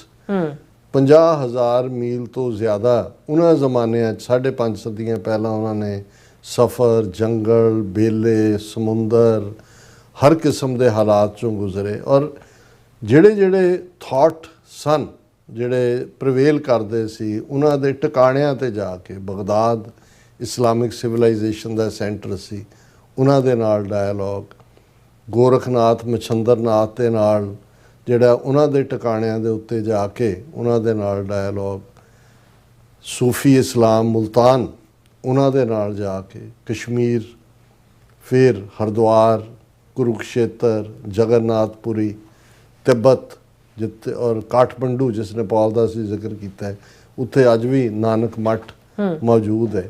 ਔਰ ਜਿਸ ਖਿੱਤੇ ਬਾਕੂ ਅਜ਼ਰਬਾਈਜਾਨ 'ਚ ਜਿੱਥੇ ਗਏ ਉਹਨਾਂ ਦੇ ਨਾਲ ਉਹਨਾਂ ਨੇ ਡਾਇਲੌਗ, ਗੋਸ਼ਟੀ ਜਿਹਦੇ ਲਈ ਸਾਡੇ ਲਫ਼ਜ਼ ਇਸਤੇਮਾਲ ਕੀਤਾ ਜਾਂਦਾ ਹੈ, ਔਰ ਉਹਦੇ 'ਚ ਔਰ ਇੱਕ ਬਾਣੀ ਸਿੱਧ ਗੋਸ਼ਟ ਜਿਹੜੀ ਸਿੱਧਾਂ ਦੇ ਨਾਲ ਡਾਇਲੌਗ ਦੀ ਹੈ, ਉਹਦੇ 'ਚ ਅਸੀਂ ਦੇਖਦੇ ਹਾਂ ਕਿ ਵੀ ਕਿਵੇਂ ਗੁਰੂ ਨਾਨਕ ਪਾਤਸ਼ਾਹ ਸਤਿਕਾਰਤ ਢੰਗ ਦੇ, ਭਾਈ ਗੁਰਦਾਸ ਜੀ ਨੇ ਵੀ ਉਸ ਨੂੰ ਬਿਆਨਿਆ ਕਿ ਇੱਕ ਪਾਸੇ ਜੇ ਉਹ ਅਪਮਾਨਿਤ ਕਰਨ ਵਾਲੀ ਸ਼ਬਦਾਵਲੀ ਵੀ ਵਰਤਦੇ ਨੇ ਜਿਹੜਾ ਡਾਇਲੌਗ ਵਾਲੇ ਨੇ, ਕਿ ਜਿਵੇਂ ਭਾਈ ਗੁਰਦਾਸ ਜੀ ਨੇ ਸਿੱਧ ਪੁੱਛਣ ਸੁਣ ਬਾਲਿਆ, ਮਾਤ ਲੋਕ ਵਿੱਚ ਕਿਆ ਵਰਤਾਰਾ, ਇਹ ਬਾਲਕ ਕਾਕਾ ਕਿਵੇਂ ਥੱਲੋਂ ਆਇਆ, ਤੂੰ ਥੱਲੇ ਕੀ ਚੱਲ ਰਿਹਾ? ਤੇ ਗੁਰੂ ਨਾਨਕ ਪਾਤਸ਼ਾਹ ਦਾ ਜਵਾਬ ਹੈ ਕਿ ਵੀ ਸਿੱਧ ਛਿਪ ਬੈਠੇ ਪਰਬਤੀ, ਕੌਣ ਧਰਤ ਕੋ ਪਾਰ ਉਤਾਰਾ, ਜਦ ਬਾਬਾ ਆਖੇ ਨਾਥ ਜੀ। ਹੁਣ ਇਹ ਹੈ ਡਾਇਲੌਗ। ਔਰ ਇਹਦੇ 'ਚ ਵੀ ਜਦੋਂ ਅਸੀਂ ਇਸ ਕੁਛ ਸੁਣਿਆ ਕੁਛ ਕਹੀ ਹੈ, ਕਹਿਣ ਤੋਂ ਪਹਿਲਾਂ ਸੁਣਨ ਦੀ ਗੱਲ ਹੈ। ਔਰ ਅਨਫੋਰਚੂਨੇਟਲੀ ਅੱਜ ਤਾਂ ਗੁਰੂ ਨਾਨਕ ਦੀ ਆਪਣੀ ਉਮਤ 'ਚ ਸਾਡੇ 'ਚ ਵਿਚਾਰ ਦੀ ਥਾਂ ਨਹੀਂ ਹੈ, ਅਸੀਂ ਕਿਸੇ ਦੀ ਗੱਲ ਸੁਣ ਹੀ ਨਹੀਂ ਸਕਦੇ। ਗੁਰਦੁਆਰਿਆਂ ਦੇ ਝਗੜੇ ਜਾਂ ਸਾਡੀਆਂ ਜਥੇਬੰਦੀਆਂ ਦਾ ਰੌਲਾ ਜਾਂ ਮਾਈ ਵੇਜ਼ ਹਾਈਵੇ, ਇਹ ਐਟੀਟਿਊਡ ਸਾਨੂੰ ਕਿੱਥੇ ਲੈ ਕੇ ਜਾ ਰਿਹਾ। ਹੁਣ ਜਦੋਂ ਅਸੀਂ ਅਮਰੀਕਨ ਕੌਂਟੈਕਸਟ 'ਚ ਗੱਲ ਕਰਦੇ ਹਾਂ, ਅਮਰੀਕਨ ਸਿਸਟਮ ਦੀ ਇੱਕ ਬਿਊਟੀ ਜਿਹੜੀ ਖਾਸ ਤੌਰ 'ਤੇ ਕਨਸਟੀਟਿਊਸ਼ਨਲੀ ਫਸਟ ਅਮੈਂਡਮੈਂਟ ਨੇ ਦਿੱਤੀ, ਫਰੀडम ਆਫ ਐਕਸਪ੍ਰੈਸ਼ਨ, ਤੁਸੀਂ ਕੁਝ ਵੀ ਕਰ ਸਕਦੇ ਹੋ ਤੁਹਾਡੇ ਵਿਚਾਰ ਨੂੰ। ਔਰ ਇਹ ਮੰਨ ਕੇ ਤੁਰੇ ਫਾਊਂਡਿੰਗ ਫਾਦਰ ਜਿਨ੍ਹਾਂ ਨੇ ਫਸਟ ਅਮੈਂਡਮੈਂਟ ਦਿੱਤੀ ਕਿ ਅਲਟੀਮੇਟਲੀ ਬੈਟਰ ਆਈਡੀਆ ਪ੍ਰਵੇਲ ਕਰੇਗਾ, ਜਿਹੜਾ ਆਈਡੀਆ ਸੁਪੀਰੀਅਰ ਹੈ, ਚੰਗਾ ਹੋ ਰਹੇਗਾ। ਬਾਕੀ ਤੁਸੀਂ ਨਫ਼ਰਤ ਦਾ, ਹੇਟਡ ਦਾ ਵੀ ਆਪਣਾ ਆਈਡੀਆ ਦੇ ਸਕਦੇ ਹੋ, ਪਰ ਉਹ ਦੈਟ ਵਿਲ ਡਾਈ ਡਾਊਨ ਸੂਨ। ਔਰ ਦੂਸਰਾ ਪੱਖ ਇਹਦੇ 'ਚੋਂ ਆਇਆ ਕਿ ਵੀ ਐਗਰੀ ਟੂ ਡਿਸਐਗਰੀ, ਕਿ ਅਸੀਂ ਇਸ ਗੱਲ ਨਾਲ ਸਹਿਮਤ ਹਾਂ ਕਿ ਅਸੀਂ ਅਸਹਿਮਤ ਹੋ ਸਕਦੇ ਹਾਂ। ਔਰ ਇੱਥੋਂ ਤੱਕ ਵੀ ਜਿਹੜਾ ਇੱਕ ਐਕਸਪ੍ਰੈਸ਼ਨ ਹੁੰਦੀ ਹੈ ਕਿ sir I don't agree with you but I'll die for your right to say what you are saying, ਕਿ ਮੈਂ ਭਾਵੇਂ ਤੁਹਾਡੇ ਨਾਲ ਸਹਿਮਤ ਨਹੀਂ ਹੈ, ਪਰ ਮੈਂ ਤੁਹਾਡੇ ਇਸ ਹੱਕ ਲਈ ਕਿ ਤੁਸੀਂ ਜੋ ਚਾਹੋ ਕਹੋ, ਉਸ ਦੇ ਲਈ ਮੈਂ ਮਰਨ ਨੂੰ ਤਿਆਰ ਹਾਂ। I'll protect that. ਇਹ ਹੈ ਡਾਇਲੌਗ ਦਾ ਅਲਟੀਮੇਟਲੀ। ਪਰ ਅਨਫੋਰਚੂਨੇਟਲੀ ਅਮਰੀਕਨ ਪੋਲੀਟੀਕਲ ਸੀਨੇਰੀਓ ਦੇ ਵਿੱਚ ਵੀ ਕਿੰਨੇ ਅਮਰੀਕਨ ਪ੍ਰੈਜ਼ੀਡੈਂਟ ਅਸੈਸੀਨੇਟ ਹੋਏ ਨੇ, ਪੋਲੀਟੀਕਲ ਵਾਇਲੈਂਸ ਉਹ ਕਿਸੇ ਨਾਂ ਦੇ ਥੱਲੇ ਵੀ ਹੁੰਦੀ ਤਾਂ ਉਹਨਾਂ ਵੱਲੋਂ ਹੀ ਹੈ ਜਿਹੜੇ ਲੋਕ ਡਾਇਲੌਗ ਰਾਹੀਂ ਸੁਪੀਰੀਅਰ ਆਪਣੇ ਥਾਟ ਨੂੰ ਅੱਗੇ ਨਹੀਂ ਤੋਰ ਸਕਦੇ ਤੇ ਉਹ ਹਿੰਸਾ ਦਾ ਸਹਾਰਾ ਲੈ ਕੇ ਐਂਡ ਕਰਦੇ ਨੇ ਕਿ ਜੇ ਐਂਡ ਕਰੋ। ਕਿਸੇ ਦੇ ਮਰਨ ਨਾਲ ਤਾਂ ਆਈਡੀਆ ਨਹੀਂ ਮਰਦਾ ਹੈ। ਔਰ ਜੇ ਈਵਨ ਅੱਜ ਵੀ ਜਦੋਂ ਪ੍ਰੈਜ਼ੀਡੈਂਟ ਕੈਨੇਡੀ ਦੇ ਮਰਡਰ ਦੀ ਗੱਲ ਹੁੰਦੀ ਹੈ ਉਹਨੂੰ ਇੱਕ ਵੱਡੀ ਕੰਸਪੀਰੇਸੀ ਨਾਲ ਜੋੜਿਆ ਜਾਂਦਾ ਹੈ। ਤੇ ਕਿਹੜੀਆਂ ਤਾਕਤਾਂ ਨੇ ਜਿਹੜੀਆਂ ਇਸ ਲਈ ਜ਼ਿੰਮੇਵਾਰ ਨੇ, ਉਹ ਜਿਹੜੇ ਹੁਣ ਵਿਸਲ ਬਲੋਅਰ CIA ਔਰ ਦੂਸਰਿਆਂ ਦੇ ਨੇ, ਉਹਨਾਂ ਦੀ ਤੁਸੀਂ ਗੱਲ ਸੁਣੋ ਤਾਂ ਫਿਰ ਲੱਗਦਾ ਹੈ ਕਿ ਭਾਈ ਕੈਨੇਡੀ ਨੂੰ ਮਾਰਿਆ ਕਿਸੇ ਨੇ, ਮਾਰਨ ਵਾਲੇ ਨੂੰ ਅੱਗੋਂ ਕਿਸੇ ਨੇ ਮਾਰ ਦਿੱਤਾ, ਜਿਹਨੂੰ ਜੇਲ੍ਹ ਹੋਈ ਉਹ ਉਵੇਂ ਹੀ ਚਲਾ ਗਿਆ। ਪਰ ਤਾਕਤਾਂ ਤਾਂ ਉਹ ਸੀ ਜਿਨ੍ਹਾਂ ਨੂੰ ਕੈਨੇਡੀ ਦੀ ਕਾਰਜਸ਼ੈਲੀ, ਉਹਨਾਂ ਨੂੰ ਲੱਗਦਾ ਸੀ ਕਿ ਕੈਨੇਡੀ ਜਿਹੜਾ ਉਹ ਇਜ਼ਰਾਈਲ ਨੂੰ ਨਿਊਕਲੀਅਰ ਬੰਬ ਨਹੀਂ ਬਣਾਉਣ ਦੇਣਾ, ਉਹ ਰੋਕ ਰਿਹਾ ਸੀ ਕਿ ਭਾਈ ਕਿਵੇਂ ਹੈ, ਲਿਆਓ ਡਾਕੂਮੈਂਟਸ। ਹੁਣ ਇਹ ਗੱਲ ਮੈਂ ਸਾਰੀ ਇਸ ਕੰਟੈਕਸਟ 'ਚ ਇਸ ਲਈ ਕੀਤੀ ਹੈ, ਹਾਲਾਂ ਮੈਂ ਇਸ ਸੱਜਣ ਬਾਰੇ, ਚਾਰਲੀ ਕਿਰਕ ਬਾਰੇ ਨਹੀਂ ਜਾਣਦਾ। ਅੱਜ ਹੀ ਜਦੋਂ ਇਹ ਸਾਰਾ ਵਾਕਿਆ ਯੂਟਾ ਯੂਨੀਵਰਸਿਟੀ ਦੇ ਵਿੱਚ, ਜਿੱਥੇ ਕਿ ਇੱਕ ਸਮਾਗਮ ਦੇ ਦੌਰਾਨ ਚਾਰਲੀ ਕਿਰਕ ਜਿਹੜਾ ਟਰਨਿੰਗ ਪੁਆਇੰਟ ਨਾਂ ਦਾ ਜਿਹੜੀ ਸੰਸਥਾ ਔਰ ਮੋਸਟ ਪਪੂਲਰ, ਜਦੋਂ ਮੈਂ ਅੱਜ ਦੇਖਿਆ ਕਿ ਬਹੁਤ ਜ਼ਿਆਦਾ ਇਨਫਲੂਐਂਸ ਸੀ, ਬਹੁਤ ਨੇੜੇ ਟਰੰਪ ਦੇ, ਔਰ ਮੇਕ ਅਮਰੀਕਾ ਗ੍ਰੇਟ ਅਗੇਨ ਦੇ ਏਜੰਡੇ ਨੂੰ ਅੱਗੇ ਤੋਰਨ ਦੇ ਵਿੱਚ ਵੱਡਾ ਰੋਲ। ਜ਼ਾਹਰ ਹੈ ਕਿ ਕਿਉਂਕਿ ਇਹ ਰਾਈਟ ਵਿੰਗਰ ਨੇ, ਬਹੁਤ ਐਕਸਟ੍ਰੀਮ, ਉਹਦੇ ਨਾਲ ਮਤਭੇਦ ਵਾਲੇ ਵੀ ਬਹੁਤ ਹੋਣਗੇ, ਕਿਉਂਕਿ ਜਿਵੇਂ ਮੈਂ ਕਿਹਾ ਵੀ ਮੈਂ ਫੋਲੋ ਨਹੀਂ ਕੀਤਾ ਹੈ ਸੋਸ਼ਲ ਮੀਡੀਆ 'ਤੇ। ਲੇਕਿਨ ਇਹ ਜਿਹੜੀ ਦੁਖਦਾਈ ਪਾਰਟ ਹੈ ਕਿ ਭਾਈ ਅੱਜ ਜਦੋਂ ਕਿ ਉਹ ਇੱਕ ਇਵੈਂਟ ਯੂਟਾ ਵੈਲੀ ਯੂਨੀਵਰਸਿਟੀ ਦੇ ਵਿੱਚ ਉਸ ਦੇ ਵਿੱਚ ਬੋਲ ਰਹੇ ਸੀ, 20 ਮਿੰਟ ਉਹਨਾਂ ਨੂੰ ਬੋਲਦਿਆਂ ਹੋ ਗਏ ਸੀ, ਔਰ ਉਸ ਵੇਲੇ ਇੱਕ ਸਿੰਗਲ ਸ਼ਾਟ ਆਇਆ ਨੇੜਿਓਂ ਔਰ ਉਹਦੇ 'ਚ ਉਹਨਾਂ ਦੀ ਇੱਕੋ ਗੋਲੀ ਨੇ ਉਹ ਥੱਲੇ ਡਿੱਗ। Single shot was fired on campus toward A visiting speaker ਔਰ ਉਹ ਥੱਲੇ ਡਿੱਗ ਪਏ। ਪਹਿਲਾਂ ਤਾਂ ਉਹਨਾਂ ਦੇ ਜ਼ਖਮੀ ਹੋਣ ਦੀ ਖਬਰ ਸੀ, ਔਰ ਜਿਹੜੇ ਪਹਿਲੇ ਟਵੀਟ ਪ੍ਰੈਜ਼ੀਡੈਂਟ ਟਰੰਪ ਨੇ, ਵਾਈਸ ਪ੍ਰੈਜ਼ੀਡੈਂਟ ਵੈਂਸ ਨੇ ਜਾਂ ਦੂਸਰਿਆਂ ਨੇ ਕੀਤੇ, ਉਹ ਤਾਂ ਉਹਨਾਂ ਦੀ ਰਿਕਵਰੀ ਲਈ ਸੀ। ਲੇਕਿਨ ਜਦੋਂ ਤੱਕ ਇਹ ਖਬਰ ਆਈ ਕਿ ਭਾਈ ਇਹ ਡੈਥ ਹੋ ਗਈ ਹੈ ਉਹਨਾਂ ਦੀ, ਮਿਸਟਰ ਚਾਰਲੀ ਕਿਰਕ ਦੀ, ਔਰ ਟਰੰਪ ਨੇ ਇਸ ਦੇ ਉੱਤੇ ਟਵੀਟ ਕੀਤਾ, we must all pray for Charlie Kirk who has been shot, a great guy firm top to bottom, God bless him. ਇਹ ਪਹਿਲਾ ਸੀ। ਫਿਰ ਉਹਨਾਂ ਦੇ ਇੱਕ ਟਵੀਟ 'ਚ ਉਹਨਾਂ ਨੇ ਕਿਰਕ ਨੂੰ ਕਿਹਾ ਕਿ not only great, he was A legendary, ਕਿ ਵੀ ਇਹ ਲੈਜੈਂਡਰੀ ਫਿਗਰ ਸੀ। ਔਰ ਇਹਦੇ 'ਚ ਕੋਈ ਸ਼ੱਕ ਨਹੀਂ ਹੈ ਕਿ ਇਹ ਸਾਰੇ ਜਿਹੜੇ ਪ੍ਰੈਜ਼ੀਡੈਂਟ ਟਰੰਪ ਦੀ ਪਾਲਿਸੀ ਹੈ ਮੇਕ ਅਮਰੀਕਾ ਗ੍ਰੇਟ ਅਗੇਨ, ਇਸ ਦੇ ਲਈ ਜਿਹੜਾ ਬਹੁਤ ਵੱਡਾ ਸੋਸ਼ਲ ਇਨਫਲੂਐਂਸਰ ਸੀ ਚਾਰਲੀ ਕਿਰਕ। ਔਰ ਇਹਦੇ 'ਚ ਇੱਕ ਐਂਗਲ ਅਜੇ ਫੜ ਲਿਆ ਉਹਨਾਂ ਨੇ ਜਿਹੜਾ ਮਾਰਨ ਵਾਲਾ, ਇਨਵੈਸਟੀਗੇਸ਼ਨ 'ਚ ਕੀ ਆਉਂਦਾ ਕੀ ਨਹੀਂ, ਕਈ ਵਾਰ ਹਕੀਕਤ ਸਾਹਮਣੇ ਵੀ ਨਹੀਂ ਆਉਂਦੀ ਹੈ। ਔਰ ਜਿਉਂ ਹੀ ਇਹ ਸਾਰੀ ਗੋਲੀ ਚੱਲੀ ਔਰ ਉਹ ਜਦੋਂ ਬੈਠਾ ਹੋਇਆ ਸੀ ਉਸ ਟੈਂਟ ਦੇ ਥੱਲੇ ਵੀ, ਜਿਸ ਦੇ ਉੱਤੇ ਵੱਡਾ ਸਲੋਗਨ ਸੀ ਦਾ ਅਮਰੀਕਨ ਕਮ ਬੈਕ। ਔਰ ਹੁਣ ਕਿਹਦਾ ਇੰਟਰਸਟ ਹੈ, ਇੱਕ ਪਾਸੇ ਇਸ਼ਾਰਾ ਇੱਕਦਮ ਲੈਫਟ ਵਿੰਗਰਸ ਵੱਲ ਜਾਂਦਾ ਹੈ, ਪਰ ਮੇਰੇ ਨਾਲ ਜਦੋਂ ਇੱਕ ਨੌਜਵਾਨ ਜਿਹੜਾ ਇਨਸਾਈਡਰ ਔਰ ਚਾਰਲੀ ਕਿਰਕ ਦਾ ਦੋਸਤ ਵੀ ਸੀ, ਸਿੱਖ ਨੌਜਵਾਨ, ਜਿਹਨੇ ਕਿਹਾ ਕਿ ਜੀ ਚਾਰਲੀ ਕਿਰਕ ਨਾਲ ਮੈਂ ਕਈ ਘੰਟੇ ਗੁਜ਼ਾਰੇ ਹੋਏ ਨੇ, ਜਦੋਂ ਸੈਕੰਡ ਅਮੈਂਡਮੈਂਟ ਦਾ ਜ਼ਿਕਰ ਹੁੰਦਾ ਹੈ ਕਿ ਵੀ right to wear and wear arms, ਤੇ ਉਹਨੂੰ ਮੈਂ ਦੱਸਿਆ ਕਿ ਭਾਈ ਸਿੱਖਾਂ ਦੇ ਵਿੱਚ ਤਾਂ ਇਹ ਹੈ ਵੀ ਜਿੰਨੇ ਹਥਿਆਰ ਚੁੱਕ ਸਕਦੇ ਨੇ ਚੁੱਕੋ, ਸਾਡੇ ਗੁਰੂ ਨੇ ਤਾਂ ਜਿਹੜਾ ਹੈ ਉਹ ਕਿਰਪਾਨ ਸਾਡੇ ਗਾਤਰੇ ਪਾਈ ਹੋਈ ਹੈ। ਤਾਂ ਉਹਨੇ ਕਿਹਾ ਵੀ ਇਹ ਫਿਲਾਸਫੀ ਹੈ ਜਿਹੜੀ ਅੱਗੇ ਆਉਣੀ ਚਾਹੀਦੀ ਹੈ, ਅਮਰੀਕਨਾਂ ਨੂੰ ਪਤਾ ਲੱਗਣਾ ਚਾਹੀਦਾ ਹੈ ਵੀ ਕਿਹੜਾ ਵੈਲਿਊ ਸਿਸਟਮ ਜਿਹੜਾ ਅਮਰੀਕਨਾਂ ਦਾ, ਅਮਰੀਕਨ ਵੈਲਿਊ ਸਿਸਟਮ ਤਾਂ 1776 ਦੀ ਡੈਕਲੇਰੇਸ਼ਨ ਆਫ ਇੰਡੀਪੈਂਡੈਂਸ ਤੋਂ ਬਾਅਦ ਆਏ, ਸਿੱਖੀ ਦੀਆਂ ਵੈਲਿਊਜ਼ ਤਾਂ 5 ਸਦੀਆਂ ਪੁਰਾਣੀਆਂ ਨੇ। ਔਰ ਇਹ ਨੌਜਵਾਨ ਨੇ ਮੈਨੂੰ ਚਾਰਲੀ ਕਿਰਕ ਦੀ ਇੱਕ ਕੋਟ ਵੀ ਭੇਜੀ, ਜਿਹਦੇ 'ਚ ਖੁਦ ਚਾਰਲੀ ਕਿਰਕ ਕਹਿ ਰਿਹਾ, when people stop talking that is when you get violence, ਕਿ ਜਦੋਂ ਗੱਲਬਾਤ ਮੁੱਕ ਜਾਂਦੀ ਹੈ ਉਦੋਂ ਹਿੰਸਾ ਹੁੰਦੀ ਹੈ। ਸੋ ਜ਼ਾਹਰ ਹੈ ਕਿ ਚਾਰਲੀ ਕਿਰਕ ਦੂਸਰੇ ਪਾਸੇ ਦੀ ਲਾਈਨ ਦਾ ਹੋਏਗਾ ਟੋਟਲ। ਜੇ ਟਰੰਪ ਦਾ ਇੰਨਾ ਨਜ਼ਦੀਕੀ ਹੈ ਤਾਂ ਜਿਹੜੀ ਪੋਲੀਟਿਕਸ ਬਹੁਤ ਵਾਰ ਜਿਹੜੇ ਲਿਬਰਲ ਮਾਈਂਡਡ ਨੇ ਉਹਨਾਂ ਨੂੰ ਸੂਟ ਨਹੀਂ ਕਰਦੀ। ਪਰ ਜਿਹੜੀ ਇੱਕ ਗੱਲ ਇਸੇ ਨੌਜਵਾਨ ਨੇ ਦੱਸੀ ਕਿ ਹੁਣ ਈਵਨ ਇਜ਼ਰਾਈਲ ਦੇ ਮਾਮਲੇ 'ਚ ਵੀ ਚਾਰਲੀ ਕਿਰਕ ਨੇ ਡਿਫਰੈਂਟ ਪੋਜੀਸ਼ਨ ਲੈਣੀ ਸ਼ੁਰੂ ਕੀਤੀ ਸੀ ਕਿ ਵੀ ਸਾਡੀ ਅਮਰੀਕਾ ਦੀ ਪਾਲਿਸੀ ਜਿਹੜੀ ਹੈ ਉਹਨੂੰ ਕੋਈ ਇਨਫਲੂਐਂਸ ਕਰੇ, ਇਹ ਠੀਕ ਨਹੀਂ ਹੈ। ਸਾਨੂੰ ਇਸ ਮੁੱਦੇ ਦੇ ਉੱਤੇ ਕਿ ਵੀ ਉਹਨਾਂ ਨੇ ਜੋ ਇਜ਼ਰਾਈਲ ਦੀ ਨੀਤੀ ਗਜ਼ਾ ਦੇ ਉੱਤੇ ਹੈ ਜਾਂ ਦੂਸਰੇ ਹੈ, ਇਜ਼ਰਾਈਲ ਤੋਂ ਇੰਡੀਪੈਂਡੈਂਟ ਫੋਰਨ ਪਾਲਿਸੀ ਦੀ ਵਜ਼ਾਹਤ ਜਿਹੜੀ ਹੈ ਉਹ ਸ਼ੁਰੂ ਕਰ ਦਿੱਤੀ ਸੀ ਚਾਰਲੀ ਕਿਰਕ ਨੇ। ਸੋ ਬਾਕੀ ਤਾਂ ਸਮਾਂ ਦੱਸੇਗਾ ਕਿ ਇਸ ਦੇ ਬਿਹਾਈਂਡ ਕੌਣ ਹੈ, ਪਰ ਇਹ ਮਲਟੀਪਲ ਕਰੈਕਟਰਸ ਹੁੰਦੇ ਨੇ ਜਿਹੜੇ, ਔਰ ਇਸ ਵੇਲੇ ਸਾਹਮਣੇ ਹੈ ਕਿ ਟਾਰਗੇਟ ਕਿਲਿੰਗ ਭਾਰਤ ਜਿਹੜਾ ਖੁਦ ਟਰਾਂਸਨੈਸ਼ਨਲ ਰਿਪਰੈਸ਼ਨ ਲਈ ਜ਼ਿੰਮੇਵਾਰ ਹੈ, ਕਿਹੜੀਆਂ ਏਜੰਸੀਆਂ ਕਿਹਦੇ ਨਾਲ ਰਲ ਕੇ ਕੰਮ ਕਰਦੀਆਂ ਨੇ, ਕਿਹਨੂੰ ਕੀ ਨਹੀਂ ਸੂਟ ਕਰਦਾ। ਹੁਣ ਈਰਾਨ ਦੇ ਵਿੱਚ ਜਿਹੜਾ ਉਹਨਾਂ ਦੇ ਸਾਇੰਟਿਸਟ ਦਾ ਜਾਂ ਦੂਸਰਾ ਮਰਡਰ, ਉਹਦੇ 'ਚ ਇੰਡੀਅਨ ਏਜੰਟ ਯੂਜ਼ ਕੀਤੇ ਜਾਂਦੇ ਨੇ ਮੋਸਾਦ ਵੱਲੋਂ। ਮੋਸਾਦ ਔਰ ਰਾ ਜਿਹੜੀ ਹੈ ਉਹ ਹਮ ਬਿਸਤਰ ਹੁੰਦੀ ਹੈ ਉਹ ਸਾਰੇ ਦੇ ਵਿੱਚ।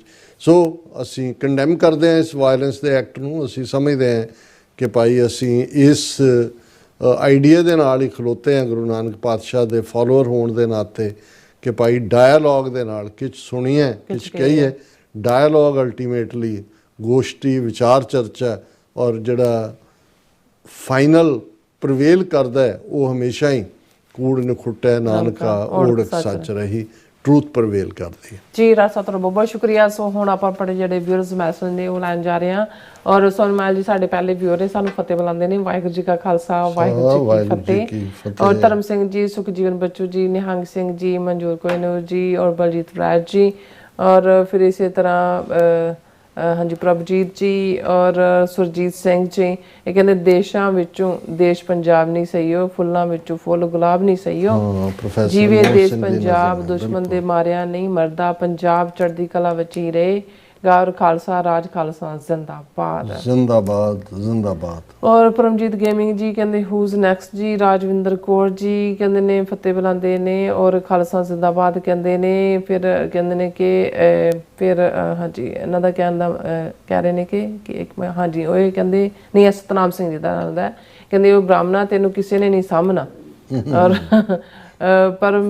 ਪ੍ਰਭਜੀਤ ਜੀ, ਔਰ ਫਿਰ ਇਸੇ ਤਰ੍ਹਾਂ ਹਾਂਜੀ ਪ੍ਰਭਜੀਤ ਦੇ ਨੇ, ਓਕੇ ਜੀ। ਹਰਮਨ ਪੰਨੂ ਜੀ, ਨਿਹੰਗ ਸਿੰਘ ਜੀ ਕਹਿੰਦੇ, ਫਿਰ ਇਸੇ ਤਰ੍ਹਾਂ ਸਿੰਘ ਗਰਚਾ ਜੀ, ਰਾਜਵਿੰਦਰ ਸਿੰਘ ਜੀ ਫਤਿਹ ਬੁਲਾਉਂਦੇ ਨੇ, ਔਰ ਕਹਿੰਦੇ ਨੇ ਕਿ ਡਾਕਟਰ ਸਾਹਿਬ there are a lot of protests going on in India too। ਇਹਨਾਂ ਪ੍ਰੋਟੈਸਟ ਦਾ ਕੋਈ ਮਤਲਬ ਨਹੀਂ ਹੈ, ਕੋਈ ਰਿਜੀਮ ਚੇਂਜ ਨਹੀਂ ਹੋਣਾ, ਕੋਈ ਅਦਰਵਾਈਜ਼ ਤਬਦੀਲੀ ਨਹੀਂ ਹੈ, ਕਿਉਂਕਿ ਕਿਸਾਨ ਮੂਵਮੈਂਟ ਤੋਂ ਵੱਡੇ ਪ੍ਰੋਟੈਸਟ ਕਿਹੜੇ ਹੋ ਸਕਦੇ ਨੇ। ਜਾਂ ਜਦੋਂ ਇਹਨਾਂ ਨੇ ਸੀਏ ਕਾਨੂੰਨ ਜਾਂ ਦੂਜਾ ਲਿਆਂਦਾ, ਕੀ ਅਲਟੀਮੇਟਲੀ ਉਸ ਚੋਂ ਨਿਕਲਿਆ ਜੀ, ਉਹ ਕੁਛ ਐਸੇ ਨੇ ਜਿਹਨਾਂ ਦੀਆਂ ਜ਼ਮਾਨਤਾਂ ਹੀ ਨਹੀਂ ਹੋ ਰਹੀਆਂ ਅਜੇ ਤੱਕ। ਜਸਪਾਲ ਪਰਮਾਰ ਜੀ ਔਰ ਗੁਰਕਾ ਮਾਰਗ ਮਿਸ਼ਨ ਜੀ ਕਹਿੰਦੇ ਡਾਕਟਰ ਸਾਹਿਬ ਨਫ਼ਰਤ ਵੱਧ ਰਹੀ ਹੈ ਮਾਈਨੋਰਟੀਜ਼ ਲਈ, ਔਰ ਨੁਕਸਾਨ ਵੀ ਹੋ ਸਕਦਾ, ਪਰ ਵਿੱਚੋਂ ਕੁਝ ਨਹੀਂ ਕੁਝ ਨਾ ਕੁਝ ਜ਼ਰੂਰ ਨਿਕਲੇਗਾ। ਔਰ ਤੁਸੀਂ ਠੀਕ ਕਹਿ ਰਹੇ ਹੋ ਗੁਰੂ ਕਾ ਮਾਰਗ ਮਿਸ਼ਨ ਦੀ ਆਈਡੀ ਤੋਂ ਸਾਵੀਰ ਜੀ, ਹਾਂਜੀ, ਕਿਉਂਕਿ ਬਹੁਤ ਵਰਸਟ ਹੋਏਗਾ ਇਸ ਵਾਰ। ਨਵੰਬਰ 84 ਵੀ ਉਹਦੇ ਸਾਹਮਣੇ ਕੁਛ ਨਹੀਂ ਹੋਏਗਾ। ਜਿਵੇਂ ਉਹਨਾਂ ਨੇ ਇੱਕ ਕਰਾਊਡ ਹਿੰਦੂ ਤਵੀਆਂ ਦੀ ਜਿਹੜੀ ਸਿੱਖਾਂ ਮੁਸਲਮਾਨਾਂ ਦੇ ਲਈ ਨਫ਼ਰਤ ਨਾਲ ਭਰੀ ਹੋਈ ਹੈ, ਉਹ ਉਹਨਾਂ ਨੇ ਪੈਦਾ ਕੀਤੀ ਹੈ। ਬਿਲਕੁਲ। ਦਲਾਵਰ ਸਿੰਘ ਜੀ, ਔਰ ਫਿਰ ਇਸੇ ਤਰ੍ਹਾਂ ਜਤਿੰਦਰ ਸਿੰਘ ਜੀ, ਔਰ ਇੰਦਰਪ੍ਰੀਤ ਸਿੰਘ ਜੀ, ਮੁਹੰਮਦ ਯਾਕੂਬ ਜੀ, ਦੇਖ ਦੇਖ ਫਤਿਹ ਕਹਿੰਦੇ ਨੇ, ਪੰਥ ਕੀ ਜੀਤ ਰਾਜ ਕਰੇਗਾ ਖਾਲਸਾ ਲਵ ਖਾਲਸਾ ਜ਼ਿੰਦਾਬਾਦ। ਯਾਕੂਬ ਸਾਹਿਬ ਸ਼ੈਬਲੇ ਜੀ ਵੀ ਜਗਤਾਰ ਸਿੰਘ ਦੀ ਕਹਿੰਦੇ ਨੇ ਕਿ ਡਾਕਟਰ ਸਾਹਿਬ ਬਿੱਲ ਦਾ ਸਭ ਤੋਂ ਵੱਡਾ ਵਿਰੋਧੀ ਹਿੰਦੂਵਾਦੀ ਰਾਓ ਖੰਨਾ ਤੇ ਉਹਦਾ ਕਹਿੰਦੇ ਜਿਗਰੀ ਜਾਰ ਵਕੀਲ ਜਸਪ੍ਰੀਤ ਪਾਠਕ ਸਟੇਜ ਤੇ ਰਾਬੀ ਰਾਖਾ। ਜਸਪ੍ਰੀਤ ਪੰਥਕ ਸਟੇਜ ਤੇ ਰਾਬੀ ਰਾਖਾ, ਹਾਂ ਇਹ ਕਈ ਕੁਛ ਹੀ ਹੈ ਸਾਹਮਣੇ, ਕੁਛ ਸਾਹਮਣੇ ਆ ਰਿਹਾ, ਕੁਛ ਆ ਜਾਏਗਾ। बिल्कुल। दलजीत सिंह जी और फिर इसी तरह जाकूब जी कहते कतर पर भी हमला हो गया है, और अमरजीत सिंह सानी जी भी देवी शेयर ऑफिशियल ਤੁਸੀਂ ਯਾਕੂਬ ਸਾਹਿਬ ਪਹਿਲਾ ਸੈਗਮੈਂਟ ਨਹੀਂ ਸੁਣਿਆ, ਉਹਦੇ ਚ ਅਸੀਂ ਇਸ ਡਿਸਕਸ ਕੀਤਾ ਗੱਲ ਕੀਤੀ ਹੈ। ਇਹ ਕਹਿੰਦੇ ਨੇ ਕਿ ਸਿੰਘ ਸਾਹਿਬ ਖਾਲਿਸਤਾਨ ਬਣੇ ਨਾ ਬਣੇ, ਪਰ ਤੁਹਾਡੀ ਨੌਲੇਜ ਨੂੰ ਸਲਾਮ ਹੈ, ਤੁਹਾਡੀ ਕਹਿੰਦੇ ਇੰਟਰਨੈਸ਼ਨਲ ਪੋਲਿਟਿਕਸ ਤੇ ਕੀ ਹੈ ਡੂੰਗੀ ਪਕੜ ਹੈ। बहुत बहुत शुक्रिया शायद साहब, ਬਣੇਗਾ ਵੀ ਜ਼ਰੂਰ। ਬਾਕੀ ਅਸੀਂ ਤਾਂ ਇੱਕ ਐਕਟਿਵਿਸਟ ਦੇ ਤੌਰ ਤੇ ਜੋ ਕੁਝ ਵਾਪਰਦਾ ਹੈ 24 ਘੰਟੇ ਦੇ ਵਿੱਚ ਉਸ ਨੂੰ ਆਪਣੇ ਨੁਕਤਾ ਨਿਗਾਹ ਤੋਂ ਸਮਝ ਕੇ ਜਿਹੜਾ ਸਾਂਝੀ ਕਰਨ ਦੀ ਕੋਸ਼ਿਸ਼ ਕਰਦੇ ਹਾਂ। ਪਰ ਖਾਲਿਸਤਾਨ ਦੀ ਕਾਇਮੀ ਬਿਨਾਂ ਸਿੱਖਾਂ ਦਾ ਕੋਈ ਮਸਲਾ ਹੱਲ ਨਹੀਂ ਹੋਣਾ। ਬਾਕੀ ਵਕਤ ਬਹੁਤ ਕੁਝ ਸਿਖਾਉਂਦਾ ਹੈ। ਅਸੀਂ ਵੀ ਤੁਹਾਡੇ ਵਰਗੇ ਵੀਰਾਂ ਭੈਣਾਂ ਤੋਂ ਹੀ ਸਿੱਖਿਆ ਕੁਝ ਕਹਿਣ ਦਾ ਵੱਲ ਵੀ। जाकूब जी कहते हैं कतर में यूएसए का बहुत बड़ा बेस है, फिर भी कहते कतर पर हमला हुआ है, आप कहते समझ ही गए होंगे। जी गुरविंदर मान जी भी और गुरप्रकाश सिंह जी भी, इंद्रजीत कौर जी भी, जग्गी कालों जी, बलाल अहमद जी 10 दिन बाद आए ने, तो गैर हाजरी भी। और अस्सलाम वालेकुम कहते हैं और कहते शाइनिंग मॉर्निंग है लाहौर ते। और फिर इसी तरह कुलदीप कौर जी भी, इंद्रजीत सिंह संधू जी भी, और जसकीरत सिंह जी कहते डॉक्टर साहब जी गल ये है कि आम समझण वाली कि जो पंजाब की आज़ादी नहीं चाहता वो पंजाब की बर्बादी चाहता है। जे नस्लां बचाउणियां तां खालसा जरूरी है, खालसा जिंदाबाद।